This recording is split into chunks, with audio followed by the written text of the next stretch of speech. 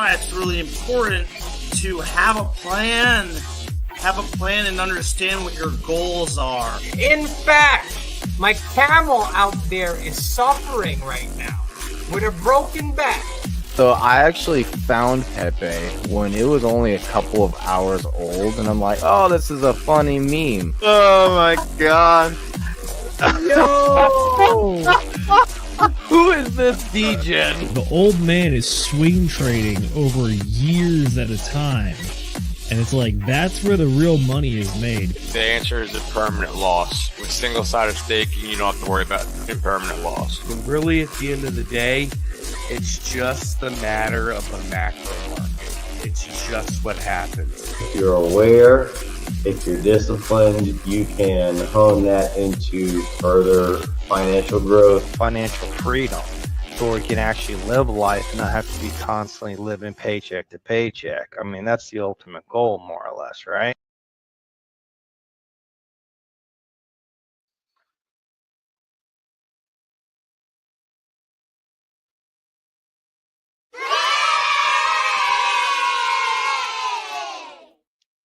Pop! Ladies and gentlemen, boys and girls, crypto degenerates, ducks and squirrels, welcome to this here special episode of Whiskey Wednesday, where we're going to be talking about anime and all sorts of fun and fancy awesome stuff. My name is Will Stevenson. I'm actually going to be sipping on some homemade blueberry mead that my good buddy Josh made for me. I just got back from visiting him the other day. So shout out to you, Josh, if you're watching. And for everyone all at home, I hope y'all have a nice, delicious glass and you have your fuzziest slippers on and you're ready to rock and roll and talk about some kick-ass anime stuff tonight.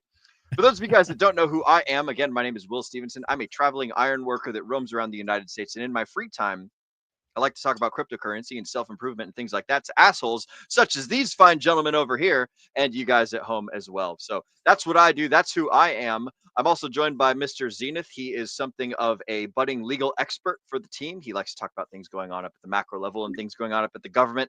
And he does a lot of analysis on that stuff. We've got Agent J, our great value technical analyst. He leads us through the charts, tells us all about the price action and what's going on over in that realm. He does all the TA and all the knuckle bones, as I like to joke about from time to time. We've also got the ascending man down below, Nate McGettit. He is one of the guys that reaches out, does a lot of networking, goes and checks out things going on in other cryptocurrency sphere. He spreads his little tendrils out everywhere and makes sure that he's got a little bit of an eye on everything. And then we finally got Mrs. McGettit, our ideal team player in the making. Mrs. McGettit is our fantastic producer. She's the one that makes a lot of the thumbnails for the show. She actually pretty much all of them. I think today's was made by Zenith, actually. So shout out to Zenith for making this awesome thumbnail. It's going to be a fun week, ladies and gentlemen. But Yeah, we've got Mrs. Producer. Little spoiler for you. If it's a thumbnail that looks pretty good and reasonable, it was Mrs. Producer. If it is something that is a really weird, odd, deep joke or a just slightly unhinged meme, chances are it's me.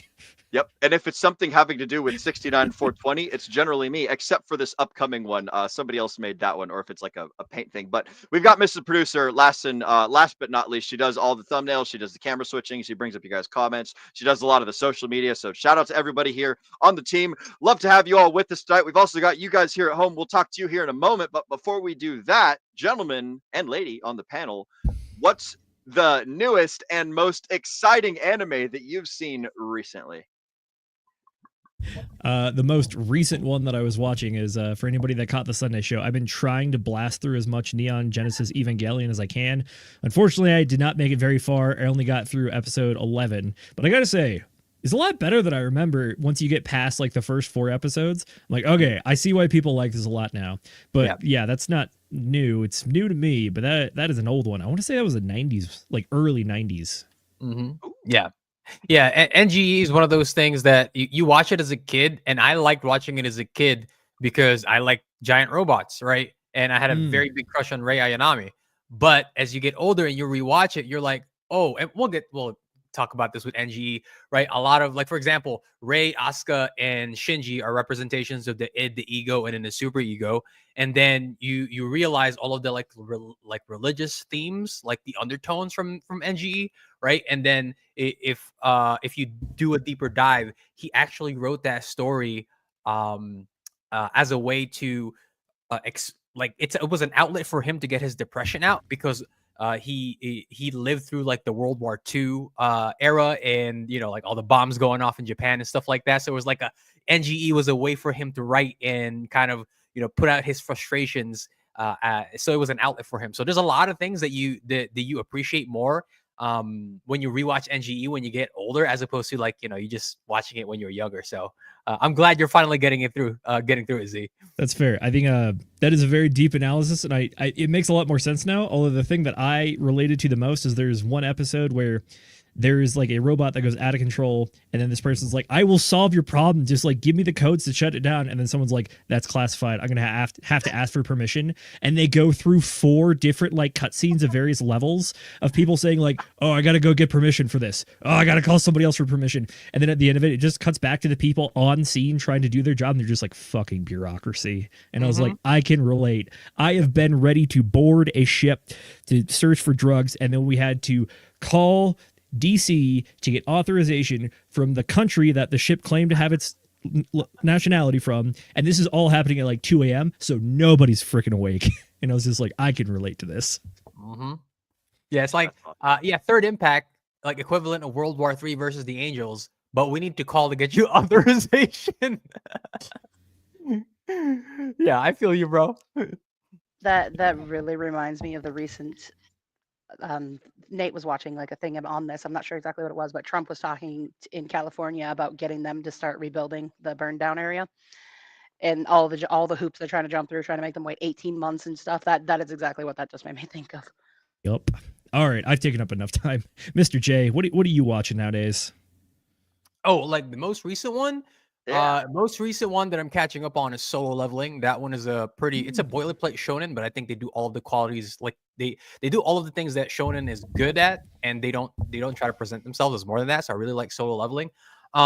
But my favorite one that I watched recently, and this should be no surprise to everybody, is Free Rent Till Journey's End.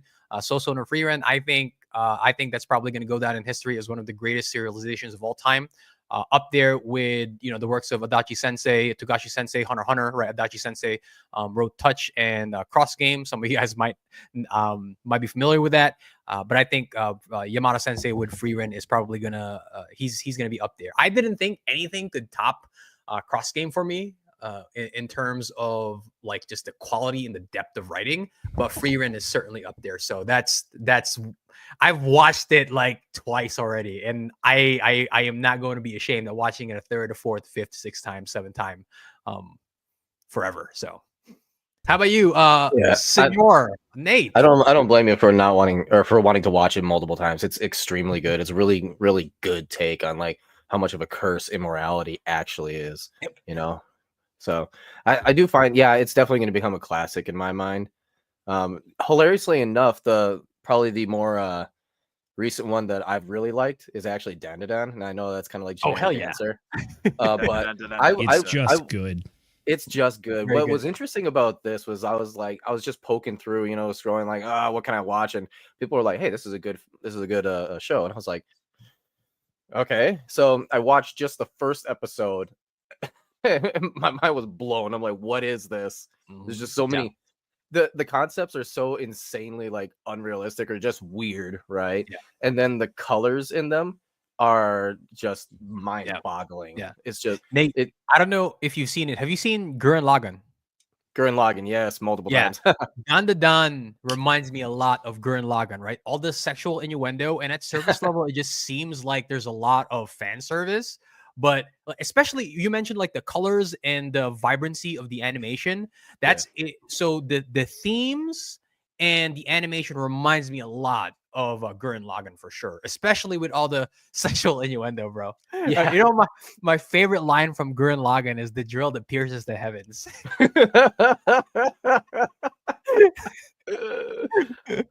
What's funny about that is it's true because they're underground, but at the same time you're like Mm-hmm. And then the other thing I've been doing though too is I've been going through a lot of the second and third seasons of a lot of my favorite shows. That's and so Solo Leveling, I literally just finished that. Well, not finished all the dubs, and then I went into some of the subs itself because it's just that fucking good. But they need to add more to my thing. Very but one of the things that stands out as far as like shoujo goes, or shonen, sorry, shonen goes with solo levelings, it's really bloody. Like comparatively, there's a lot more blood, and it's kind of like the realism of going into the gates of like, hey, this is definitely a thing more violent. that you can die from. Yeah. You know what's crazy though, Nate, with solo leveling? So I don't know if you got to the scene yet. Well, actually, no, I'm not gonna spoil it. I'm not. There's a reason why it's a bit more like there's a bit more bloodiness and violence with solo leveling. The main character actually extrapolates a little bit on it, but let's get to Cass. Yes, let's skip. I don't know if she is. I'm back. Oh, you're back. Okay, excellent. Yeah. Go ahead. The one, obviously, I usually watch with Nate, so my answer would technically be the same as his, except for I kind of lost interest in solo leveling because it got very stereotypical, like boring to me very quickly. And I really, really loved the beginning of it, and then it was like super exciting, and then it just, to me, it went like just so downhill from there. I'm like, okay, I don't know if I can get into this one. So I haven't been too much into that one, but the one that I can remember most recently seeing that I am really enjoying, I'm totally forgetting the name of it right now, but it follows Describe the it, Cass. story. Describe it. Huh? Describe it. We could probably. Yeah, I will. I know you guys are going to pick it up. This will be a challenge. If you don't pick it up right away, I'm going to be very disappointed in all of you. Other than Nate, you don't get to say anything, Nate, because I know you watched it with me. But it follows the story of Ruby and Aqua, who are the children of Ai. Konosuba. What's it called? Is it Konosuba? I heard Aqua. No, not that Aqua. Different Aqua. It follows Aqua and Ruby, who are the children of a woman who was named Ai, who was essentially murdered shortly after having them. I think they were like 2 years old. That one? Ringing any bells? I think you're talking about the original manga for Pokemon where you follow Red and Blue. And where they... You guys seriously haven't seen this? Oh, is it? No, okay. It's not Ruby, is it? Okay. My star. I have not seen it, Cass. Oh my god! But I have seen this going around. Yes. Nate, please. It's great though. And apparently a lot of people hated the ending. I have not seen it. Oh, I have not read it. It's Oshinoko, no? No, it's Star something? Well, My Star in English. My Star in English. Yeah, Oshinoko, that is the right one. Yeah. Okay, but that's the one. That's the one that's most recently stood out to me. We're on season 2 because we watch the dubs. So because neither of us like to read while we're trying to watch, it just takes away the focus for us. So we're on season 2 of that. One of my questions later on, which is going to be: are you sub or are you dub? Well, I will say it depends on the show, so we can still go to that. But that one I've been really, really enjoying. Like, it's got so many elements to it. It's got so much that like could go this way, could go that way. There's just so many paths that it can take, and it's been a lot of fun. It's been keeping my interest on it. The story is so sad in so many ways, and that's just like that tragedy has just been like, oh my god, I'm so mad that all these things happened. Like when their mom was killed, I was just furious, and I'm still furious, and they're furious, and I'm like, yes, be angry. Let's see where this goes. I think I now know which genres Cass gravitates to, because if she likes Freerin, which is like it has a great emotional impact, and she likes Oshinoko, so she likes the drama stuff. A classic one that I would recommend for Cass, if you want to get depressed really quickly. It's an old one called Rumbling Hearts. Rumbling Hearts. It's a very, very, very old one. Have not heard of that, but have you heard of Her Lie in April? That's another one that was super depressing. Yes. The one about the violinist, yeah? Yep, that one. Yeah, I've seen that one. That was pretty good. I hated that one. I hated it so much. The ending was so predictable, and I was so pissed that they just went straight into it. Like, yep, this is what we're doing. I'm like, come on, you could have done something else. We all knew it was coming. Yep, for sure. Alrighty, Will. I think we are ready to talk to Chat-chan or Chat. I'll go ahead and throw out the same thing that I always talk about. Is the last one I watched is Berserk. Can't get enough. Can't ever get old. That's all you need to hear from me as far as that goes. But yes, you are right. It is time for chat shoutouts. I found it. Here's my folder. Hang on, I gotta open it up. Bam. This show is not brought to you by Comtrain Climbing. It's actually brought to you by the chat motherfucking shoutouts. Aloha, everybody. I don't know. Oh, did I overload my microphone on that one? No, you're not as good. bad as it was earlier. Okay, excellent. It's time for chat motherfucking shoutouts, ladies and gentlemen. We appreciate each and every one of you guys hanging out and chit chatting with us. So we're gonna go ahead and chit chat with you. Ooh, we've got some good questions here. So looks like we've got Mr. Moonpilled Rational Optics over here in the chat saying, "Time to get those glasses and do a heavy pour, gentlemen." Yes, I filled my cup up. Looks like Zenith's got a silver bullet over there. Agent J, I think, is drinking the entire microphone and some. Ooh, some, is that the ice stuff? Yes, it is Oh, indeed. Yeah. nice. That's I did not know that stuff had a sweetener in it when I first bought it. I was like, ooh, a flavored sparkling water, and then I was like, oh, this is fucking sugary. What the hell's up with it? It's threw me off. So crazy. Nate, what are you sipping on? Do you got anything crazy? No, you know, I got sick, so I'm just, you know, gonna have a nice little sparkling water. Wise Sparkling water. decisions tonight. I see. do like sparkling. Is it just me, or is like sparkling water got like crazy awesome over the last couple of years? Like I used to never ever hear about sparkling water, didn't know it existed. Well, I guess I knew it did, but like it's, I don't know, maybe that's just like a thing that happens when you become 30 is sparkling water becomes way more interesting than soda or something. I was going to but I say, don't know. I think there's a good chance it's that, my friend, which is that we are just getting old. That could be it. Yeah. That could be it. Hey, I appreciate some sparkling water. I've got a bubbly here as well, and then I've got a golden boy to offset your silver bullet. So Speaking of great dubs, I don't know if you guys seen Golden Boy, but that's definitely on the top of the list as one of the greatest short works in history. So really good transition there, Will. Yes. Golden Boy, I highly recommend watching in English dub because the voice actor for Kentaro Oe, the Japanese dub does not. There's just some works that you have to watch in English. Like for example, Full Metal Alchemist, the Japanese dub is good, but the English dub, bro, it's like the delivery of the voice actors from Full Metal Alchemist in English, it's way better than you would watch it in Japanese. So highly recommend those two in English for sure. But let's get the chat shout outs. Yeah. Back to we will go back into the subs and the subs and the dubs shortly. But we're gonna continue on. Moonpilled Rational Optics Zen says he's talking about breaking out the old Elijah Craig and mixing himself an old fashioned. Glad to hear it, bro. Classy, very classy choice. That's a good fucking drink right there. I love it. And then question for the panel: what is your favorite Gundam series? And he actually has another question. We'll get to that one. So think about this one, guys. What's your favorite Gundam series? I don't know anything about Gundam, so I asked ChatGPT to summarize all the different ones, and I'm just kind of reading through them as we do the show. But that's what we got for that.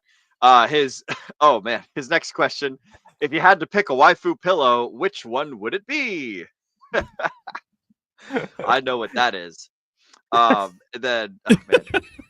Jesus Christ, Nate, your response, too many waifus to pick. That's great. We've also got in the chats our good friend Mr. West. Bro, you guys might have already talked about it, but have you guys seen Gurren Lagann? It's my favorite anime. It's Dragon Ball Z mixed Iron-Blooded Orphans, which that was going to be my answer for the Gundam series question was Iron-Blooded Orphans. 1, because it has a kick-ass name. 2, because it sounds pretty fucking badass. And 3, it's a standalone. So I like all of those things. That is excellent. And that does it for chat shoutouts for now. We'll come back to you guys here in a moment. But gentlemen, waifu pillows. Ready, set, go. Should I go first? This one's an easy one for me. There's Okay, a few. All right. Yoroichi, Bleach, I believe her name is Yuzuhara from the most recent. Let me see. Come back to me. I'll give you the title. It's a recent one, but Yoroichi for sure. Bleach. Okay. I mean, if you're going Bleach, the other option is Rangiku, I think. The Hitsugaya's lieutenant. Yeah, that's a classic for obvious reasons, shall we say. I mean, not to get too degenerate with it, but I feel like it's either Rias Grimory or Akino Himejima. Oh my God, he went Rias. He said not to get too degenerate, but he went with Rias. Okay. That's not degenerate. Rias is like #1. Come on now. Oh yeah. Who was the second one you named, though, Z? Where's that one from? Akino, same show. Both High School DxD. Oh, okay. I don't remember her then. I just remember Rias and then Asia or Asaya, but her name is spelled like Asia. Yeah, that's it. Yeah. Mm-hmm. Great spellings on that one. What is your name? I am Asia. Yep, just the entire continent. Asia, but pronounced completely incorrectly. Agreed. Damn For me, I'm Japanese gonna don't know skip Nate. I'm going with Asuna Sword Art. If I get Oh. a pick, I guess. Oh, there's an anime called Girls and Panzer, isn't there? Mhm, About, yes, like, there is. People in tanks. Yeah, I there like is. tanks, but I don't know anything about that anime. That might be. Isn't it about like high school girls or whatever, like playing sports with tanks? I don't think it's sports. It's more of just like actual like our tank regiment is just made up of anime girls. That's fucking weird. Nate, do you have a waifu pillow? I don't know. They kind of come and go. I think like the first one that comes to mind for me is Raptalia. Ah, Raptalia from Yes. Shield Hero, no? Shield Hero? Yeah, Shield Hero. Shield Hero. Mhm. Is she Yeah. a reptile?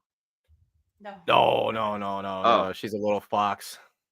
But Oh, the raccoon. oh, the ear ones. right? Yeah, it's got to be like a Japanese raccoon or whatever. I can't even judge you, man. My choice is Slan of the God Hand. So that's who I'd go with.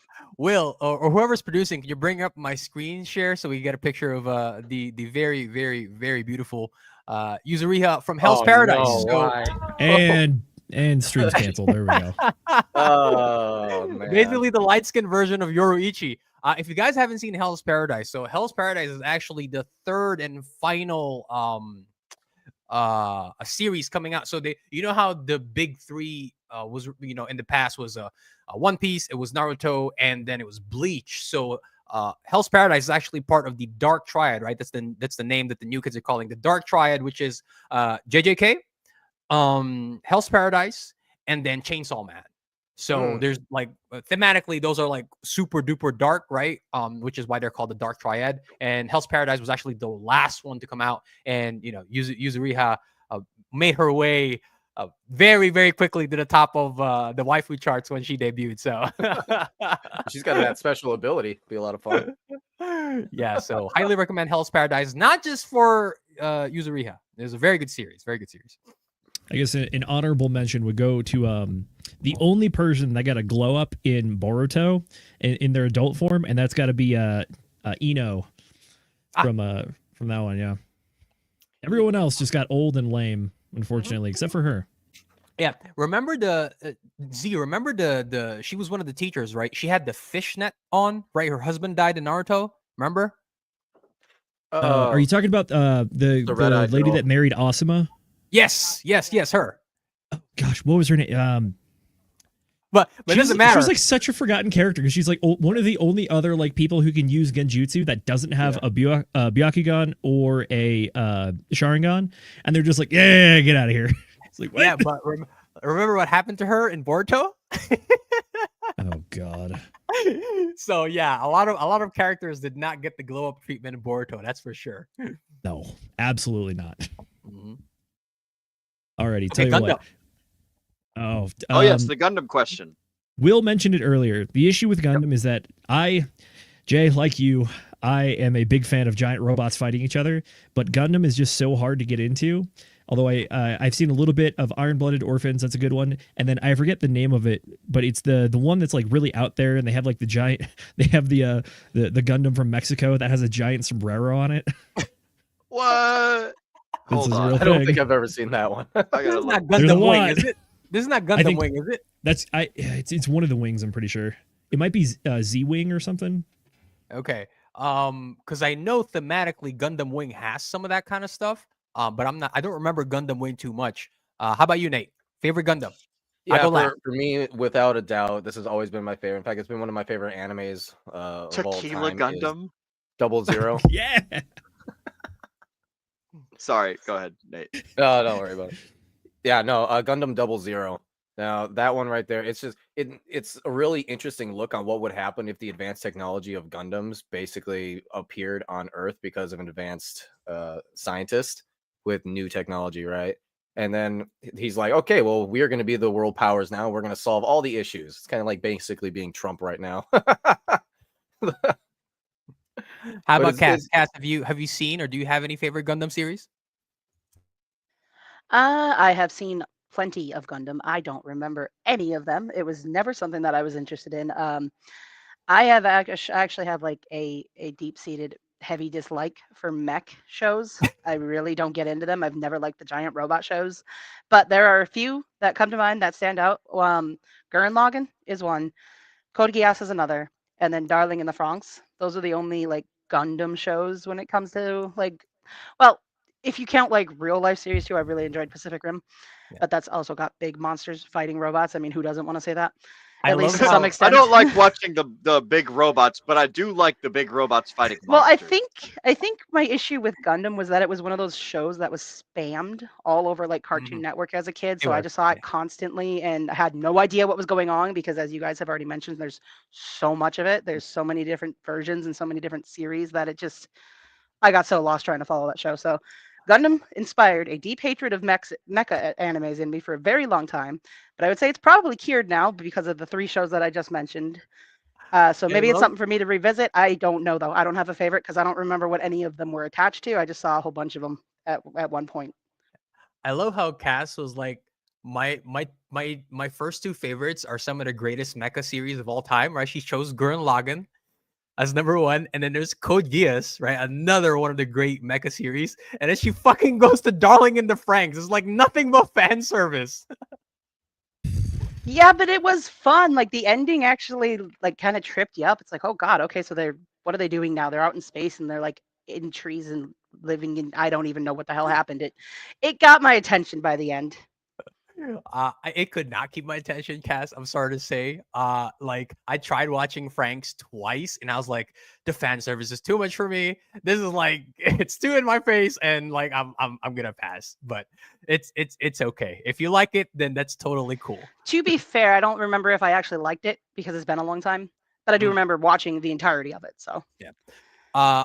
For my favorite Gundam series, talk about the sexual innuendos from Gurren Lagann. Can we please get a screen share for me right now? I'm gonna ask Will since he's producing. G Gundam. What? You may have those silver feet, but I've got these gold fingers.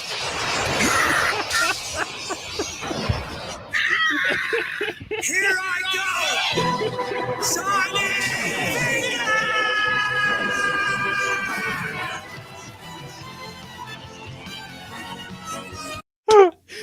Talk about sexual innuendos, bro. The best line in all of Gundam. I have these gold fingers, shining finger. My favorite Gundam series of all time. The best dub Gundam series is G Gundam, baby.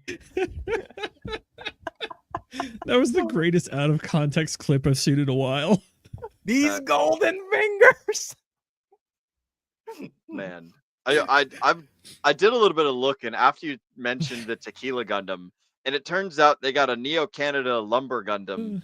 They got a Netherlands Nether Gundam, which is just a windmill with arms, and then they've got a French Gundam, which is like a fencing Gundam. I was gonna say, has he got a baguette? Oh, it does. It's can you share your screen and just show us these for a second? Yeah, Will? share These sound the screen, amazing. I was expecting for you to say the French one was just like a mech transformation of the Eiffel Tower. Hang on, show me pictures of them. I'd just ask ChatGPT what are the crazy Oh my goodness. By the way, really quick, Will, or sorry, Jay, I'm the one doing the producing, so just so you know. Yes. Oh, okay, cool. Okay. Let me share screen here. This is it's not as fun as I thought. I thought they would be like literal windmills, but I guess they're just these normal little looking. So here's the Mexican one. Tequila Gundam. Oh my god, he's Tequila! so Mexican. That's hilarious. He's got the fucking he's got the damn He's got the cactus on him. bracers. Yeah. yeah. He's got a little mustache. Like Oh my gosh, he does. that's Fucking kick-ass. I dub him Pedro. This is Lumber Gundam, the fucking lumberjack with his axes for arms. Yeah. He's got the logger like waist straps for rigging and stuff. Oh my goodness, the windmill gun. Oh no, this is the Rose Gundam from France. He's got a Of nice course, he got a little bunch of sword. roses. Is that French And, or would it be Spain? He looks like a it looks- matador. Well, so he looks like Captain Crunch, if you ask me. A little bit. Hey guys, so I thought initially this was Gundam Wing, but this is not Gundam Wing. Of course, these series of Gundams belong to the most degenerate Gundam, which is G Gundam. These are Gundams from the G Gundam series. Excellent. Show me the Nether Gundam. I think I'm gonna have to watch that. Freaking It's Moon Gold is like the French Oh my one just god! rendered. Oh my god! What the? Let's go. He looks like he belongs on a mini golf course. Oh Jesus Christ! That's hilarious. He would be perfect in a mini golf course. That would be so awesome. Oh my god! They made merch. They sold this. Somebody made money off of this. Of You know what course. the worst part is, Will? What? It's probably very valuable because Gundams are collectibles and some of them Oh, are very pricey. This is something else. Nether Gundam, representing Neo Holland, is uniquely designed to resemble a traditional windmill. It allows it to camouflage itself as a windmill during the Gundam fight tournament. Oh my god, so it could literally be on a mini golf course. I'm so happy right now. Transform into flight mode using its windmill blades as propellers. In the This English means that dub, it it's called flies Hurricane. like crotch first through the air. Oh my god, it's like, huh? Yo. That's Oh my fucking ridiculous. Okay, I'm taking down my screen share. This is too That's much. awesome, man. What Mr. a I'm Windmill confused. Gundam. Imagine driving that thing too, and you just constantly have those wind blades just in your face. Yeah. God. Okay, My I'm gonna transition us very smoothly into Zenith's first topic of conversation. We're gonna talk about our very first anime, manga, your first show that you watched. So, gentlemen, I'll go ahead and actually no. I guess I'm gonna discount Pokemon because that's just like kind of the coming of age, and that's just like part of the process. A classic. I would say my first real introduction to anime, because I had like a very heavy disdain and distaste for anime until my good buddy Josh, again the guy who fucking made me this delicious blueberry mead, until he showed me One Punch Man, and that was my intro into anime. Like, my brother watched Naruto growing up, and I was always like, oh my god, this is the stupidest fucking thing. Get me away from all this anime crap. The first like anime that I actually liked was One Punch Man with Saitama and I don't know any of Genos. the other characters. Saitama. You're gonna forget Mooman Rider, Mm-hmm. Mooman the Rider. superhero the who's just a bicycle dude guy! on a bike. Dude, yes. Oh man, it reminds me of like guy on The a goat. buffalo. Yeah, Mhm. yeah, Moomin yeah. Rider is a massive inspiration to all of us. I love Yep. that guy. Yeah. As far as first introductions to shows, Will, like, you could not have gotten a better one than One Punch Man. Like, Yeah. One Sensei is a genius. He Yeah. is a genius. If you like One Punch Man, you probably will enjoy his other work, which is another work of genius. It's called Mob Psycho. It's about psychics. Oh, that one's awesome. Yeah, I think you would like that, Will. That's great. Yeah. Yeah, and you will love Mob, Will, and you will love his sensei, Raiden, I think, or Reagan. Reagan is his teacher. You will love those two characters because you like. I'll let you watch it if you watch it, but you'll understand what I'm saying. Like those types of characters are right up Will's alley, man. Mrs. Producer, can we get a highlight of one of the most recent comments from West? I think I know. Yep. It's like, Yeah, I was gonna bring that one up. I do 100 push-ups a day, 100 sit-ups, and a 3-mile run. All my hair fell out, and now I can punch things one time. And I really need to just very briefly ask: have any of you seen like the abridged series of some animes? A few. Okay, The- have any of you Yes. seen yes. One Punch Stan? What? No. You guys need to look up One Punch Stan. It is by far one of the best abridged series they have ever made. It's amazing. I guess that was actually my first intro to anime, was the abridged series for not Dragon Ball Z. It was Yu-Gi-Oh! Abridged. That was my first intro. classic. That one is what a also freebie. amazing. It's like, attention, duelist, or it's like the rich guy is like in the helicopter. He's like, and I will win, and like chops his Kaiba. fingers off. Yeah, Seto Kaiba. Oh man, Mhm. what a great abridged series. But like, yeah, as far as actual first things goes, that like I actually liked that got me actually into anime. It was One Punch Man. So shout out to whoever the hell it was you said he was. One sensei. Agent J. One sensei. Yep. Literally one sensei. That's his pen name. That is a great intro, but also you unfortunately got the Boruto treatment as well, which is that season one. It means that season one, chef's kiss, masterpiece. Season 2, dear God, what was that? You know what I really like? You know what I really liked about Boruto that I saw recently? Apparently, Sasuke's sidekick is a velociraptor. It's a ninja velociraptor. Dude, that's so cool. I want it. Yeah, I was like, this has got to be fake. Because I was watching the scene, this has got to be fan animated. And I was like, oh no, this is canon for Boruto. Sasuke has a velociraptor as a sidekick, and he can do ninjutsu. I was like, wow. Wow. They're really jumping the shark on that one, it sounds like. A little bit. What about you, Zenith? What was your intro to anime? So I have a bit of a well, it's more of a young Z was definitely a bit of a jock, and my parents were like, yeah, we really want you to like be good at sports and like be athletic and stuff, so we can get like a scholarship to college and whatnot. And it was great. And my parents are also like, yeah, cartoons trash, don't worry about it. And I'm pretty sure I saw like Dragon Ball Z on TV one day, and my mom was like, this is garbage. We are never ever watching this again. And to her credit, I will say the pacing of older anime is absolute garbage, which we will talk about later on. But after that, when I got out of the house, was going through college, then when I was a young adult, I was like, all right, I want to give this another try. So then I remember one of my buddies showed me, like randomly during the summer vacation, he showed me like a few episodes of Kill la Kill and a few episodes of Attack on Titan season 1. And I was like, okay, there's actually some good stuff out there. So the first real one that I dove into was Code Geass, because I saw the giant robots and I was like, all right, this is dope. So then I watched the whole thing through, and it was a ride, all right. And as folks know, Code Geass it's only 2 seasons, and then they have a bunch of stuff that's come out recently. But the first season I thought was really good. And then the second season, it gets good, and then it gets weird, and then it gets slow and bad. But then it also, I think the best description for the finale to that series I've heard of is that it is this show that is a car crash that does a perfect like drift parallel park to finish it off and end beautifully. And it's like, I'm behind it. Yeah, because Lelouch at the very end makes the ultimate sacrifice, right? He has to present himself as the bad guy to unite Britannia and Japan. So, like, he made the ultimate sacrifice. So, I think, a lot of people would have rather not Lelouch done that. But I mean, the ending was pretty. It was pretty obvious that, like, at the very end there, right, trailing off, he's behind the car, and then C2 is driving.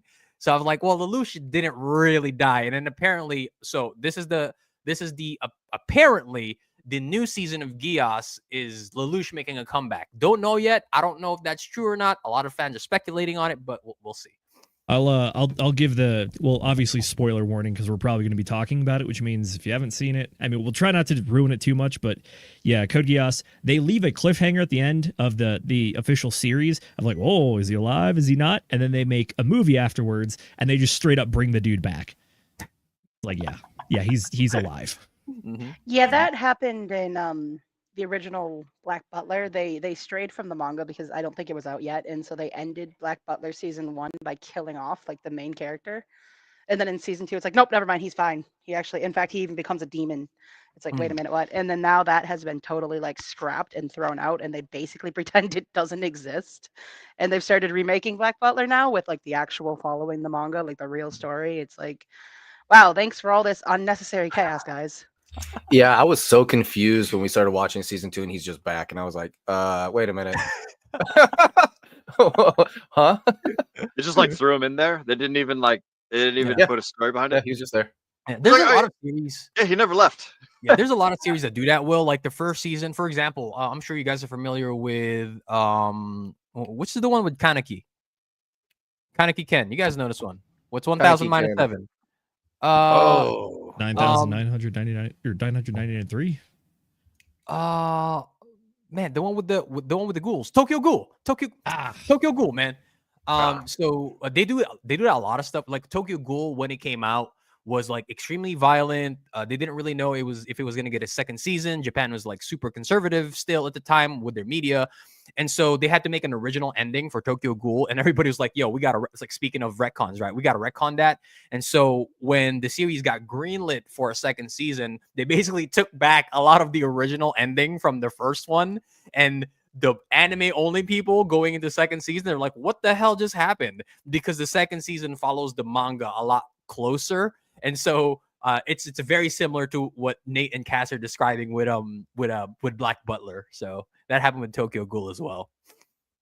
If you like Berserk, Will, like the super violent stuff, you like Tokyo Ghoul, man. Tokyo Ghoul's a super violent one, well written. Parasite, the Maxim, very good one. Extremely well written, super violent. And let's see if I could recommend you another one. I mean, Attack on Titan, but Elfen Lied.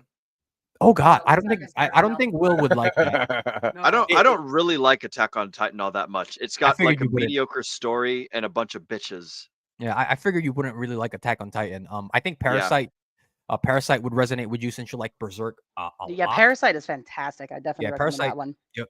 Yeah, you know how there's a lot of stuff about the AI and crypto, right? And the question right now is, well, what happens when AI becomes sentient, right? Do you give them rights? Like, do you tax them? Do you treat them like humans? So Parasite the Maxim explores those themes, right? But instead a bunch of parasitic entities come down to Earth. They take over humans, right? And they basically eat us, right? So we're at the bottom of the food chain, right? In Parasite the Maxim. But some of these things, right? One of them being the deutero agonist, Migi, right? Because he takes over the main character's right hand, right? That's why he's called Migi, because Migi is right in Japanese. And these parasites, they transition from just like predators, right, that eat people, and because they take over humans, and inevitably they take their human forms, right? They start developing emotions, they have families, etc., etc. And so the theme that show explores is, well, what happens when these creatures that we thought were just animals become sentient, right? Because now they're starting families, they're falling in love, they're, some of them aren't, they've gone away from attacking humans, right? Like, do you extend them the same rights, right? Like, do you treat them like humans, or do you still treat them like animals? So it explores those kinds of themes pretty well. And it's also extremely violent because, the attacking and eating humans and stuff. It's called Parasite the Maxim. Sorry? Don't forget the split faces. Yes. So we've got I started off with One Punch Man from my good friend Josh, which, by the way, shout out to Josh. I see you in the comments, broski. We're gonna do chat shout outs here in the very near future, but good to see you, bro. He's the guy who got me started on this stuff. Zenith, you said that your first one was what again? Code Geass. Code Geass. Okay. And then Agent J, what was your very first anime? Your very first manga? I remember because my parents were super into anime and video games when they were younger, so they really liked this super early. It's like it was a riff on, well, actually Power Rangers was a riff on them, right? Our powers combined, 5 different robots form one giant super duper robot. There was one called Voltus 5 in Japan, so that was my first one. I don't really remember too much on it. The one that I remember the most was the Filipino dub of Mr. Slide 180 actually brought it up here. Yu Yu Hakusho. So in Philippines it was called Ghost Fighter, right? Because Yusuke is a spirit detective. He fights demons and spirits and stuff like that. So they call it Ghost Fighter in the Philippines. So that was my very first one. It has aged very well. Yu Yu Hakusho is written and penned by Togashi Sensei. I've mentioned Togashi Sensei earlier, one of the greatest mangakas of all time in Japan. And so highly recommend Yu Yu Hakusho. That was my very first one, and it holds a very special place in my heart for sure. It's very, very good series. So that's for me. How about you, Nate? So I got a couple answers for this because for me it was kind of on and off. So originally I was a kid, very young, and I saw Dragon Ball Z in the Saturday morning cartoons. Right, I was one of those kids. But there was another one that made me feel weird feelings, and that was Sailor Moon. The first time ever That Attaboy. show for the first time ever, I was like, I can't get my eyes off this girl. Oh my god. That's how Look, young I was. It was. We all wanted to crazy. be Tuxedo Mask. Come on. Tuxedo Mask, baby. I gotta Google this cat real quick. This is Hey, Nate, did you know that the author of Sailor Moon, her husband is Togashi Sensei? Togashi, really? Yeah.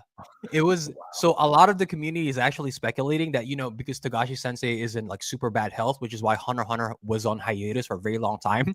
They were speculating, and I think like it has been semi-confirmed. I don't know if Togashi said it himself that if he does pass away, that she will take over because he has the ending already. And she will just basically be in charge of getting it serialized and animated. So there's hope yet that if Togashi Sensei, knock on wood, does end up kicking the can a bit earlier than we want him to, that the series will be finished. So We'll be able to finish that. That'd be great, Yeah. actually. But I'm sad to report, guys, that my first like real anime that I got into it was Naruto. It's fine, bro. Nothing wrong with that. That's when fine. I really started getting obsessed. Don't I'm be like, ashamed this to is say cool, that, the bro. shooting Come on exam. now. True. Alrighty, last but not least, Mrs. Producer, hit us with what you got. See, this is a very confusing question for me because I've seen a lot of animes that were just cartoons, as far as I understood. So Dragon Ball Z, Pokemon. I actually never saw Sailor Moon. Ironically enough, I heard about it a lot in like school and stuff, and a lot of people were obsessed with it. But I'm like, I don't know what the hell that is. But Yu Yu Hakusho, and I also grew up in the era of Adult Swim, and I was one of those people who's like, I'm gonna stay up till 2 a.m. every night because I don't know, I can't sleep, I guess. So Yu Yu Hakusho, what the heck is it called? Cowboy Bebop, Wolves Rain. Very good. I saw all of those Bebop. as a kid. Saw them endlessly because they reran them all the time. Inuyasha, though, is probably what I would consider to be my first real anime that I looked at it and understood, like, oh, that's an anime. That was the first one that I had where, like, somebody told me what an anime really was. And I'm like, oh, okay, so that's what this is. Yeah. So that's probably my starter. But I mean, it really depends because my whole family lived on DBZ, kind of like what you described, Zenith. We were the opposite. Instead of my family being like, oh, that's garbage, get it off the TV. Like my grandpa would go out of his way to record it for us. Back in the old days when they had those VCRs that you could record those things on those home videos. So we had a bunch of tapes of that, and like we had people who wouldn't let us, like we'd be at their house and they're like, no, we're listening to the radio, so you can't listen to it. So we'd watch DBZ on silence with the subtitles on the damn screen, and like we were all obsessed with it. So kind of a mashup, DBZ, Inuyasha, and then a little bit Yu Yu Hakusho because I kind of understood that one was an anime because Yu Yu Hakusho started on Cartoon Network, switched to Adult Swim, had a little bit stronger language in the Adult Swim version, and so then it kind of clicked in my head like, oh, that's something different, and I absolutely love that show. And I also loved Inuyasha, except for Inuyasha gets very boring later on the more you watch it. Yeah. So I guess that's kind of mine. There's a little bit of a next up, but if I had to say just one that was like very specific that stands out to me, it's going to be Inuyasha. Okay. You know, I dig it. This is Go ahead, Z. I was going to say, I know there's the great debate about whether this is technically an anime or not, but one that we probably all saw growing up at some point, or probably in our teen years, was Avatar: Last Airbender. That was like one of the more mainstream ones. It's technically not anime because it's not from Japan. It's American animation, but at the same time, absolutely. Yeah. And still great series. I didn't for think sure. about But I remember that was the one exception is that my mom was like, get the garbage out of here. But my dad was like, hey, you want to watch Avatar? Yes. Airbender was definitely inspired a lot by as far as I've read and what I understand, Avatar was actually meant to be like the American anime. That's what they were going for when they made it. They wanted it to be an anime. So they did well. They killed it. So when Cass mentioned Inuyasha, the only thing, like the first thing that always pops into my mind is the soundtrack. Like Inuyasha had some of the best ending and opening themes, and the soundtrack plays in my head over and over. If you like Inuyasha, Cass, I don't know if you Takahashi Sensei, she actually came out with the sequel to Inuyasha, Yashahime. It's about Inuyasha Shishomaru's daughters. And then my favorite work from her is Ranma 1.5. I don't know if you guys I've heard of all of those. That one just came out, didn't it? No, Ranma is actually super old. They remade it now. There's a new one out. The 1.5 one. Mm-hmm. Yeah. Yep, Yeah. both of them are called Ranma 1.5.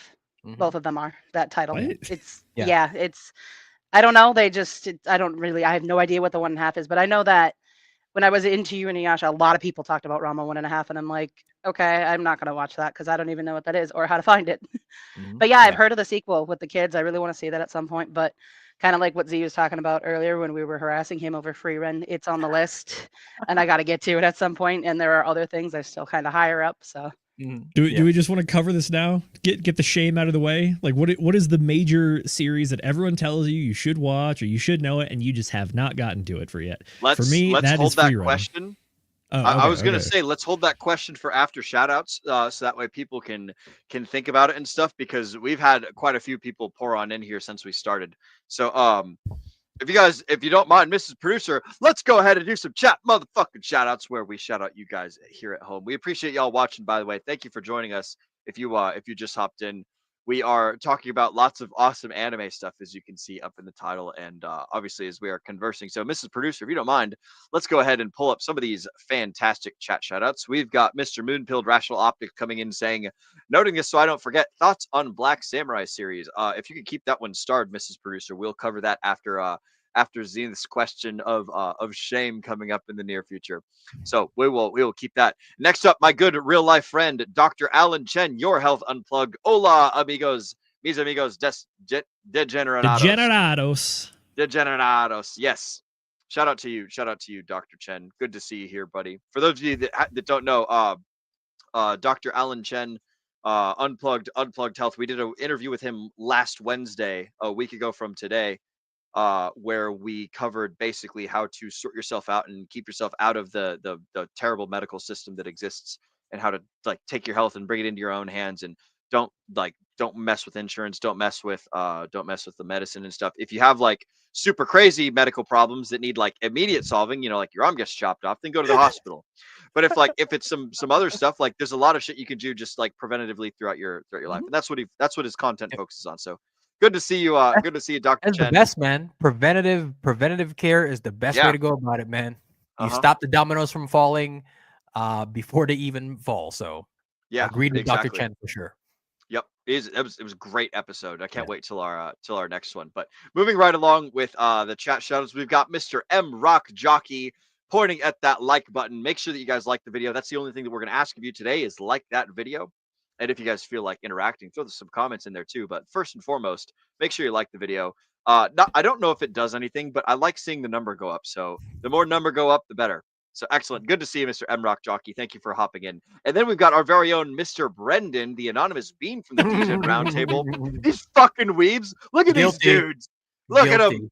It's funny because Brendan's one of the biggest weebs on the chat here. So if you guys don't know, like we all nerd out and all geek out over in the anime section of the DJ Roundtable Telegram chat. So hop on in there. If you guys see that QR code down at the bottom of the screen, if you want to talk anime to some crypto bros, like I don't know if there's a better group of people that know about anime than crypto bros. There might be something going on there with having to do with internet and having to do with geeking out and doing fun stuff. But shout out to you, Brendan. It's good to see you. I want to know what Brendan's what the answers to. Actually, all of the folks at the home, you guys should tell us if you feel like chatting. We've already had Mr. Slide 180 coming up next, but if you guys feel like telling us your first anime, your favorite one, like you guys can answer the questions alongside with us, and we'll make sure to read them out during the next little chat shout out segment, probably about 30 minutes or so from now. But yeah, comment on down below, and we will get to you. We love to see it. Speaking of another real life friend of mine, Mr. Slide 180. This is my good friend Josh. I was hanging out with him yesterday. We had a fucking fantastic night last night. We went out on the town. You did God's work, man. Introducing Will to One Punch Man, my friend. Yes, yes. This dude is the man that I owe my anime like appreciation to, and he also made me this fantastic blueberry mead here. So that's what I'm sipping on right now. As a matter of fact, Mr. Josh, if you're watching, I appreciate this, buddy. That was super awesome and kind of you. But he says I started with the Yu Yu Hakusho. The Yu Yu Hakusho VHS tapes. For those of you guys that are anything younger than any of we are, for those of you Gen Z guys and plus you too, amigo, we'll drink to that.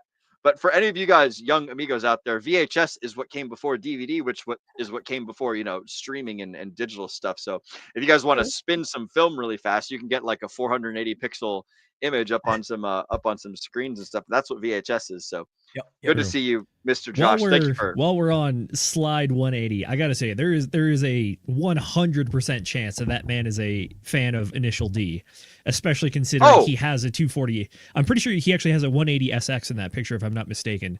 But Initial that is D. his car. I don't know if we're gonna get to it tonight, but that is. It's an old one. It's the animation, or especially the CGI graphics in season 1 were not great, to say the least. But overall, though, I got to say, I think that one has cemented itself in the halls of anime history purely based on the soundtrack from it. Yeah. All the Eurobeat songs are just phenomenal. You know when he does the motorcycle slide or the car slide? So mane different shows have replicated that from Initial D.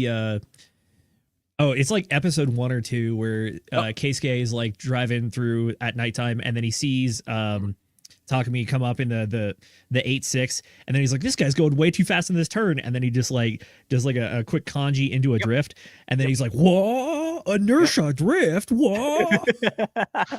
If you're a fan of Initial D, Z, there's a few actually racing shows that come out. One that stands out that came out last year is called MF Ghost. That one's a good one. When I first saw it, because my buddy Cars, he loves cars, he loves anime. His handle is actually Cars and Cosplay on Instagram. That's sick.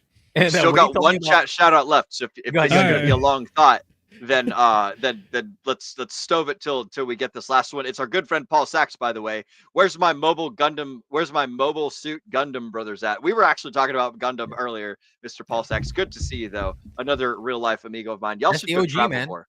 Paul Sachs obviously likes the OG. Like that's the very first one. Mobile Suit Gundam was the very, very, very first one. Yeah, I remember watching that as a kid. I can't really remember it though, unfortunately. All I remember is I really liked it. Because it was big robots and they're fighting each other. All right, so you guys were just talking. Go ahead and finish your thought, Agent J. You were talking about. I was gonna say when my buddy Cars told me about MF Ghost, I was like, the title is motherfucking Ghost. Motherfucking Ghost. But no, it's just MF Ghost. But yeah, if you like Initial D, Z, you'll like the series. All right, we'll give it a look. Excellent.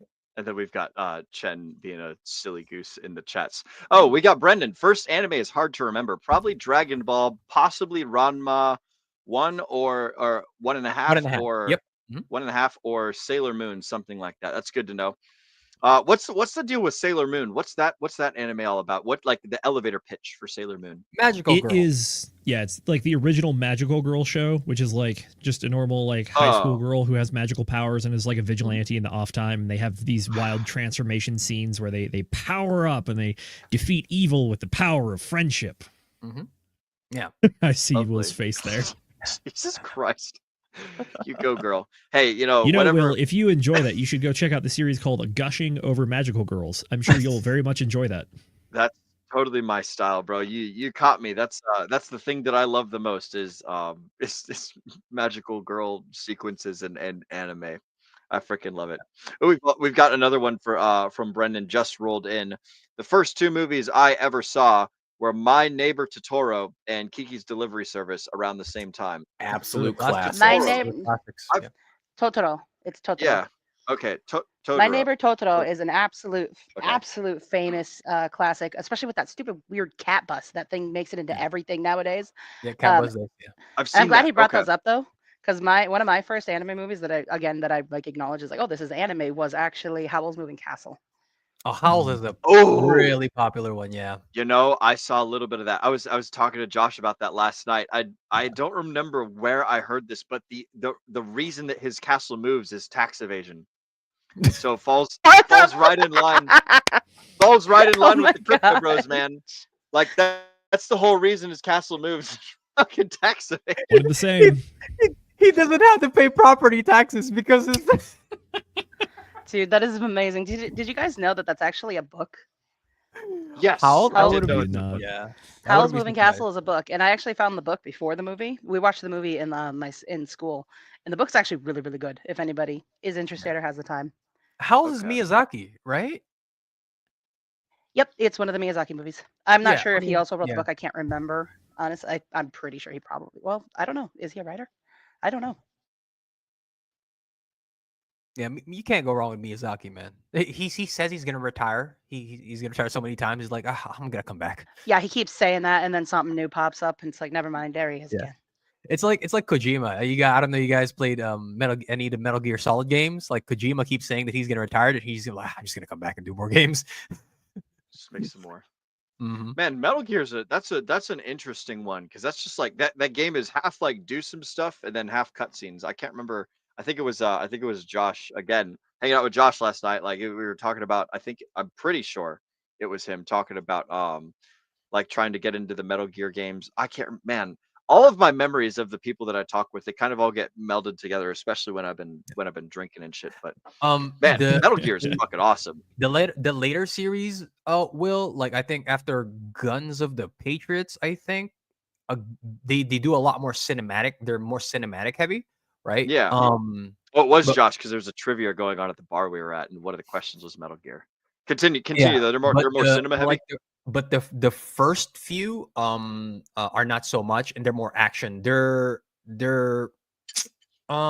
It's like a survival action game, right? It's not a run and gun. It's not a run and gun type of thing. There's a lot of like espionage that you have to actually engage in, right? Yeah, It's to like walk in a figure eight to get the guards to go in the Yeah. infinite loop, following your footprints. Yeah. Yeah. So I think you actually like that series, right? Because there's a lot of strategy involved. It's not just a run and gun type of thing. Yeah. Yeah, I can't see. Excellent. Alrighty. Is it time to shame ourselves? Yes, it is time to shame ourselves, Mr. Zenith. Can you reiterate the question because I'd forgotten what it was and I'm trying to find my notes. All right.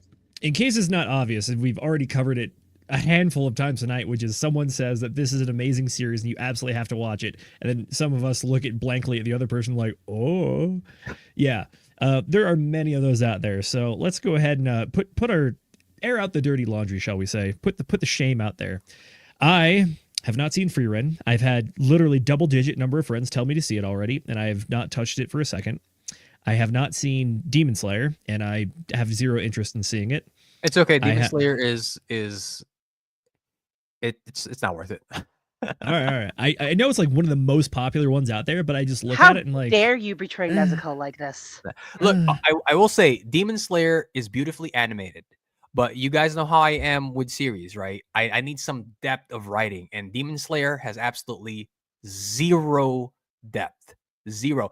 The way that they treated Muzan, like his intro, Muzan is supposed to be the big baddie, and they treated him like, I was like what kind of backstory is this, bro? Like what kind of backstory? Well, okay. Well, obviously me and Brendan are gonna agree to disagree. I think Demon Slayer is beautifully choreographed, beautifully animated. There we go. But in terms of depth of writing, it's got zero. It's zero depth. So, Jay, I don't know if I'm going to ruin our friendship here, but when it comes to depth of writing, it is very possible to go in the other direction, which is that I am personally not a fan of One Piece because it is just way too much and it is way too slow. Oh, I like you mistake me, my friend. I like Frankie because I like I like his lines, right? All right. But I am no One Piece fan. I'll admit the One Piece is kind of scary because there's like 1,300 episodes or whatever. So as soon as you're like, I'm going to dive into this one, basically your first thought is, well, I'm not going to be watching any other anime for the next 2 years. Yeah. One Piece has been going on on Amazon for such a long time that it has now overtaken Conan. And Conan used to be the longest running series, and now One Piece has overtaken it in terms of chapters. So wait, Conan, what's the full name of that? Detective Conan, Case Closed. Yes, I love that show. Yeah, Conan is great. Conan, I can understand being a long series, right? Because it's a whodunit series, right? He goes out, solves crime, solves murders, solves mysteries. Like you could play that out into infinity. But One Piece, like, come on, man. Like Oda, I give props to Oda Sensei. He's obviously captured the zeitgeist. He's the #1 selling mangaka of all time for a reason. But depth, Oda does not have depth when it comes to his writing. Sorry. Go Tell ahead. you Z. what, Jay. Let's flip it back over to you here. What are some series that people have told you to see that you don't, or you just have zero interest in?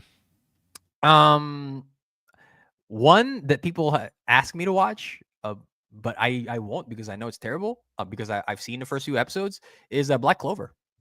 Black Clover, I might give the manga a chance.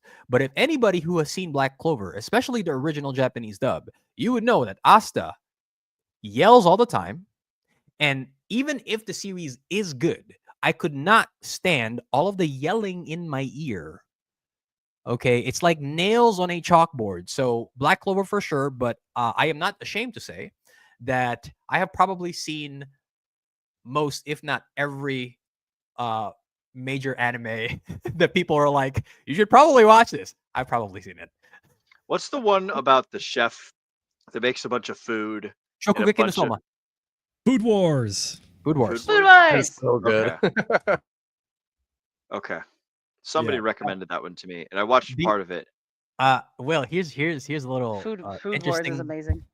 Here's a little interesting tidbit about the author of Food Wars. Before he created Food Wars, he created hentai, which is anime adult version. Yes, I know what Wait. hentai is. Wait. So he created it, as in he created the entire concept of it, or as in he made No. some? He was a okay. hentai artist. So he serialized hentai works before he made That- Food Wars. I've That seen makes enough Food Wars octopuses make to a know lot where more this is going. sense now. That explains a lot of things. Is anyone surprised? No, I was gonna. wasn't. Yeah, I remember somebody telling me that about Food Wars. That it's just really fucking raunchy, and it's just all about like food gasms and shit. Yo, slide was at the like- bottom, bro. It Your was buddy amusing. Josh, bro. Yo, put up Yep. Slide's comment. Oh, of course, Will knows what hentai is. Yes. fucking I've seen vegan. enough. I didn't I've wanna- seen I didn't enough wanna put that one up tentacles because I to know didn't where want to this get is going. demonetized. I can't remember the 4chan saying, but it's like I've seen enough hentai, or I've seen anytime an octopus shows up in any sort of cinema or any sort of cultural thing, it's like I've seen enough hentai to know where this is going. That's Yeah, an Nate old, Nate makes the joke of I've seen this hentai before. Yep, Anytime. it's an old So meme, sir, but it checks out. Or really something quick, like I want to that. bring up Brendan's comment here as a counter for Jay, because this is exactly what I wanted to say. Black Clover season 1 was tough for the exact reason that you said, Jay, but it did really good. Asta's like Naruto, he grows up. Here's the thing, I think they got the feedback that you're describing where Asta is just constantly screaming because nobody liked it. Me and Nate watched the first 3 episodes and I'm like, I can't stomach this. This is dumb. It's horrible. Like, I'm done. But then like they got that feedback and they stopped doing it, and Asta becomes somebody who you can actually like respect, and he's like an actual character instead of just this obnoxious fucking loser that you're like, dude, get off my screen. So it gets better. It gets way better, and that's why I would agree with people when they're like, oh, Black Clover's good, because they do take that feedback on board and it gets to be an actual show. So That's fair. That is very fair. Yeah, I'll admit, Jay, that I was this close to quitting it in the first like 3 or 4 episodes just because of that screeching. But I just happened to be in the mood for that kind of genre. So I was like, you know what, I'll just put up with it for now. And then by the time I got to the 2nd season, all the way through the 4th season, it was like, wow, this is actually really good. But yeah, that first. There's first obviously chapter. enough of the team telling me that Asta gets toned down that I'm like, okay, I might just skip like the first season or read the manga for the first season and then jump to season 2 of the anime. Because I just like, for me, I usually give shows the benefit of the doubt, right? Like I give them the 3-episode rule. But when Asta did not stop yelling in my ear, I was like, I can't. But I will reconsider it since enough of the team is telling me it, you know, that it is worthwhile to watch. So, All right, Mr. Nate, what you got? Okay, so for me, everyone was always like, you need to watch this. This is one of the best shows of the year, things like that.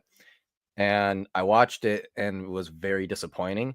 Maybe I should say the first season was pretty good, but by the time you get into like the 2nd season and shit, like, I don't want to touch it again. And of course, that is Michiko Tensensei, you know, the jobless reincarnation. I did not. Really? I do not. I was okay with like the first season, but by the time you get into the 2nd season, it's just crying and whining, and it's like, bro, you're a kid. Stop. It's not that's worth fair. it. Mushiko And it was Tensei is very divisive because of those reasons, Nate. And a lot of people don't like the fact that the guy is essentially, even though he's reincarnated into a young kid's body, right? Like Yes. he's still being portrayed, right? Like when he's talking to the god, he's portrayed at his like 35, like middle-aged dude. But then in the series, he has relationships with the characters who are obviously underage. It's like, okay, so it's very, very divisive in that sense. But so I get it, bro. I get it. Yeah, and his whining though, the nonstop whining of like poor me, really gets under my skin. So Little blue pill kind of. I mean, he's like he's a blue pill dude, right? So bunch of bitches. And that was the thing that pissed me off the most about Attack on Titan. It's just all the fucking whining and all the bitching and all the piss ass little, girl mentality, emotional men running around on the scene. Is like, get out of here with that crap. Will, to be fair, it was one of my biggest criticisms for Attack on Titan. I told my buddy who's a big Attack on Titan fan, I was like, look, I know you like Eren Yeager, man, but I'm telling you right now, if there was no Armin, if there was no Mikasa, if there was no Hanji, if there was no Levi, right? If there was not that Potato amazing lady. Yes, Sasha. If there was no Sasha, if there was not this amazing group of supporting characters to lift Eren up, Eren Yeager could not carry the series by his own, right? Isayama Sensei is a genius. He wrote Attack on Titan when he was like 14 years old. So Attack on Titan is a work of genius for somebody coming from so young, right? But if it was not for the entire supporting cast, Eren Yeager would not have been able to carry Attack on Titan. He is not a good character. He got a lot better at the very tail end of the season, right? But Eren Yeager was not very well written as an initial character. Like the supporting cast, I think Isayama probably did that on purpose, right? To kind of like to give him some foils. But I was not a fan of Eren. Will, precisely for those reasons exactly. Interesting take on that, Jay. Actually, maybe he purposely wrote the main character to be kind of annoying and uninspirational. I think so. Along with the supporting characters being strong, so that way he could slowly pick off the supporting characters, create an extreme emotion in all of us, as we go throughout the seasons, and also he gets colder and cooler. Yeah.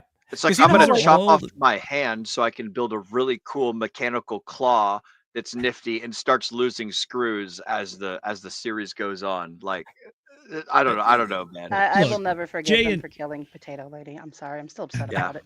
Sorry, guys. Spoiler alert. Very good, intellectual, well thought out points. But I think the glaring, obvious issue with Attack on Titan is that the author got halfway through it and had no idea what the heck they were doing. And it turned out to just be a shot in the dark that absolutely hit bullseye for the first 3.5 seasons. And then after that, it effectively is just a whole new series pretty much with just some old characters that are still sticking around. Yeah. Which is that once you get to by the basement. By the way, it's all Nazis or something. And it's exactly. What? Exactly. What? It's the great part of Attack on Titan for me was that it is a brutal show, and one of the few ones where they're actually willing to kill people off in ways that they deserve to die in this world, theoretically. I remember season 1 when they get to the forest and they actually find the lady Titan, and you have we're the Levi squad, we're the super elite dudes who can take on anything, and then you watch all of them get absolutely dumpstered in the most horrendous ways. I was laughing because I was shocked so much. I was like, oh my gosh, they did the thing. Yeah. It's that's the good stuff. Everything after season 4 and beyond. I would actually disagree. I think so. One of the greatest, one of the good things that I actually have as a compliment to Isayama Sensei is the Nazi Germany undertones. Right. I think he actually worked out extremely well into Attack on Titan. And when you look at the series in totality, I'm like, oh, that makes a lot of sense. But I can see why it turned a lot of people off, for sure, right? And actually, in the latter half of Attack on Titan is when Eren actually matures and becomes a likable character. Because in the first half, Eren, you mentioned when they were in the forest fighting Annie, right? The female Titan. Well, one of the reasons why Levi Squad, the elite of the elite, get hammered is precisely because of Eren, right? Eren is I hate Titan so much, and they give him a cop out, right? And I hate it when fans give him the cap of oh, he's the Attack Titan. That's why he's like super violent and he wants to fight all the time, because he's the holder of the attack titan. I'm like, that's terrible fucking writing. The reason why Levi's squad got eliminated is because despite the fact that Levi was like, look, man, you're like the humanity's last hope.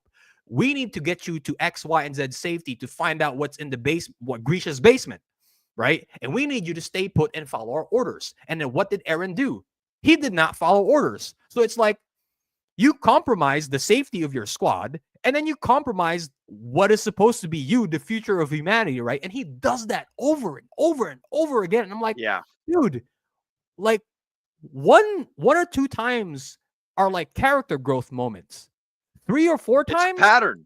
it's a fucking pattern, right? Yeah. Like that's not a good character. So I agree with that part for sure. Yeah. I just think that the change that you get out of the character of Eren, especially after post basement, it's an entirely different person, and it's almost a non-human in my personal opinion. It's someone who's just so delusional about this idea of freedom, and it's literally delusions of grandeur. And it just they run with it. Which, look, I watch anime because I like going through the absurdity lens. I like going on that other side and be like, what if? Like, yeah, for sure. Let's just ignore a little bit of logic and see where this takes us. But at the same time, it's like, if you're trying to make what is supposed to be a gritty, brutal show, it's like you can't really detach from reality too far. You still got to have some sort of a grounding. And in my opinion, they really jumped the shark with that one. Well, I mean, we can definitely agree to disagree there, because I think the latter half of Attack on Titan is actually pretty well. Like, you know how they explored why. So you know how you said that Eren was basically like he was a non-human, right? Remember earlier when we were talking about Geass, that Geass had to make the ultimate, like Lelouch had to make the ultimate sacrifice. He had to play the bad guy. That's what Eren inevitably had to do. He had to play the bad guy, right? In order to unite humanity, right? He had to press the reset button. Right.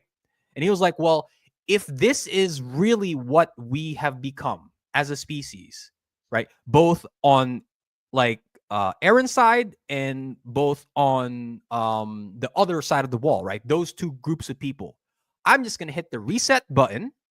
Right. And the people who survive, it was like a Noah's Ark moment. Right. Yeah. It's like reset button, flood. You guys don't deserve what you have now. Reset button. And then, you know what was even like, it was so tragic. You know when they were playing the end credits and they showed what the history was? It's like after Eren hit the reset, like 1,000 years passed, and then what happens to humanity? Inevitably ends up in the same exact position that it was in all those times. So it's like you want to talk about tragic, bro. It's like, oh, so he hit the reset button for nothing. Humanity just ended up in the exact same position. So it's like almost in that sense. Z, it's almost like all those books we've read about these cycles repeating endlessly had a point. Yeah. Look, you're not wrong in that regards, but like the point is that this is fiction. It doesn't have to fall into the inevitable cycle thing. So that's where, when I get to the comparison between a character like Lelouch and Eren, who theoretically are very similar characters, I think that Eren's character, or at least the journey that we take with him, it doesn't progress that much, and it kind of just flips on a dime in an instant, as opposed to someone like Lelouch, who theoretically has similar ideals, but you watch like the full like roller coaster ride of life. Because remember, all the way back in season 1, he goes from like being very, very weak to very powerful to very weak, and then like borderline depression and just giving up and giving into the drugs and whatever, and then Colin brings him back, and then like actually seeing it through, and then he gets to the international stage, and then still continues the journey to fight his father and whatnot, and then realizes that he's not just fighting his father, he's fighting his brother, both of their ideologies, and that he has to make a future of his own for his sister, who he loves so dearly. You could say that Eren, the motivation for his character is that he's doing everything for Armin and Mikasa, but the difference is that it's someone. Lelouch literally puts on the mask and like understands that he has to be the villain, but Eren is just goes like megalomaniac and is just like, I will kill the world for these two people, and starts the rumbling. He tells himself that he's doing it all for them, but he's really doing it for him. Which one?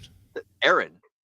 I don't think he's doing it for Mikasa and Armin. I think that's a campfire story that he tells. Correct. I agree with you on this one. Yeah. Which is that they try to make it a noble sacrifice, but I don't really see the nobility in it. Yeah. Which is that it's really just more of the world war and really just the author trying to shift perspectives from like switch. He loves shifting up the perspectives, which is that like changing the genres or the themes between the seasons, then also the main characters, like who's the good, who's the bad, just switching it. It's like I understand that you can subvert expectations for very good effect, but that's just too much. Yeah. Well, look, I think that's a reflection of Isayama's youth when he was writing Attack on Titan, and he admitted it too in his like kind of farewell, like his swan song. He said, "I admit that I was very much pressured by fans to write the way that I wrote near the end of this series." Right. So he actually came out and admitted that. So chalk that up to his youth as an author. But I mean, for a first try at Attack on Titan, not bad, man. And I certainly am going to look forward to his future work. Like obviously he's not going to be like Eren and doesn't mature as a writer. So yeah.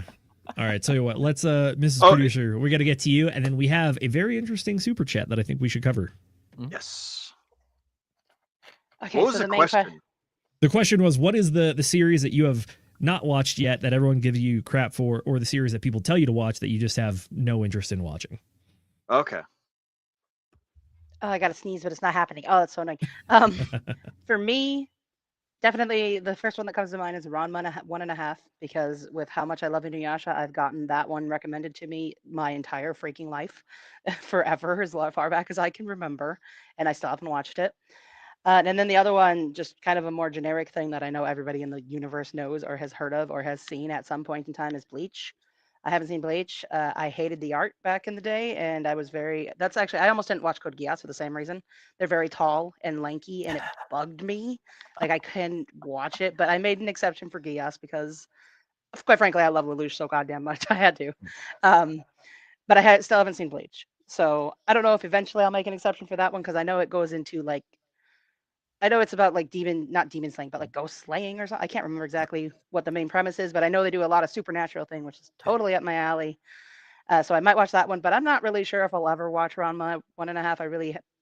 I don't even remember what the heck that show was about right now. So, Cass, if you're gonna end up watching Bleach, I would recommend watch up until the Arrancar arc, because post Arrancar arc is a lot of basically just filler. There's some canon stuff post Arrancar arc, but a lot of that is filler. And then just skip to the 1,000-year Blood War arc, right? Because that's when Kubo Sensei has his limiters removed. The reason why he ended up finishing Bleach the way that he did is because at the time, like, he was being pressured by the studios. Now that he has like money and he's a little bit more mature, he's like, fuck you guys, I'm going to write Bleach the way that I'm going to write it, right? And then the inevitable result of that is the 1,000-year Blood War arc, which is definitely, there's a reason why I think Bleach out of the big three is the better one, right? And that's because of Kubo Sensei for sure. Yeah, that's one that is always recommended to me. Like, oh, you need to watch 1,000-Year War, 1,000-Year War, and I'm like, but it's Bleach. I don't want to have to watch the whole thing to get to that point. Yeah, Bleach suffers from one of the issues that like Naruto and One Piece suffered from, which is that there's just so much to it.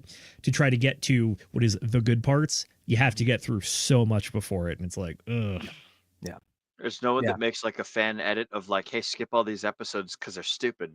Oh, there are. There are. Oh, absolutely. So there are people that have talked about what is filler and what is canon. If you're into Naruto, you probably know who NC Hammer 23 is. He's like one of the Naruto guys, right outside of Swag Kage on YouTube. And he did a video talking like, okay, here is the Naruto anime, and we have removed all of the filler. So if you want to do that, you can. There's also a fan edit, I think, called Naruto Kai, where someone went through and like cropped out all the duplicate scenes that are like at the end and then the beginning of episodes. So they really condense stuff down. You can do that for sure. It's a matter of whether or not the community has like gone through the effort of doing it for you, or if no one cared enough to do that. Yeah. Sure. There's All right.